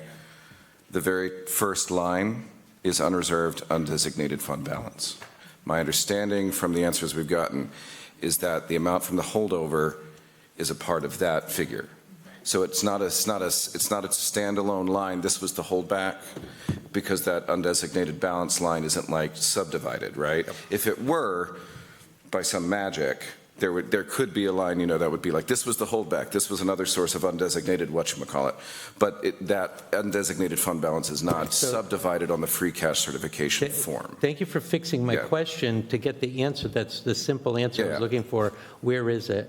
And now it that's it. seems like the way you asked it seemed to get the answer I was Thank looking you. for. Thank you very much, We Eric, got for there. straightening this thing out. We have a motion and a second. All in favor of putting $850,000 into stabilization for Article 17? All opposed? Okay, that's unanimous. How about that? Wow, that's great. Ba-boom. The free Okay. cash was the friends we made along the way. Okay, we are completing, we've completed all of our business for the evening. No, there's one thing left. Yes. I haven't got a statement yet It's a for sentence. the, What's the sentence? We're going to wrap this up now. John, you have a sentence. We're going to read this publicly then, and well, I want you to read Easier it. to It's read. got to be voted if it's going to go in. The committee has to vote, and if the committee votes to we'll talk put it after. in, then give it to me and I'll take it. Okay, the school budget is dependent on positions created by ESSER to bring children into classrooms during COVID. FY '25 converts ESSER 111 positions into unnecessary special ed positions. That's ESSER 3. I'm sorry. I'm reading horrible. So that's your motion for adding in that statement. Is there a second in it? I thought we had a vote it last night. The committee had a vote to approve that to go in. Did we not do that last night? Okay, I'll second the motion. I'm just asking, is I don't that what we remember, I did don't last remember we night? voting. I don't remember. Right, All we right, just then We never we fine. voted. We never collaborated. voted it last That's fine. night. Just give me the Because it- thing then. Okay. I'm- So you voted against the school budget because of the sentence you just read? Okay. Okay. All right, perfect. Just give me that note, please. You can say that if you want, Diane, and then we're going to be probably done for the evening. That's it. I'm gonna move that we adjourn. Where?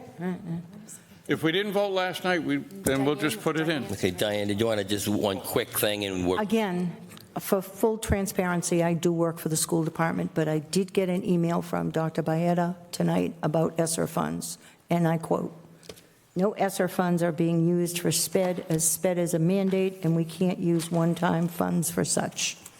Okay, thank you very much. There's a motion to adjourn. Is that correct, Mr. Angelino? That's correct.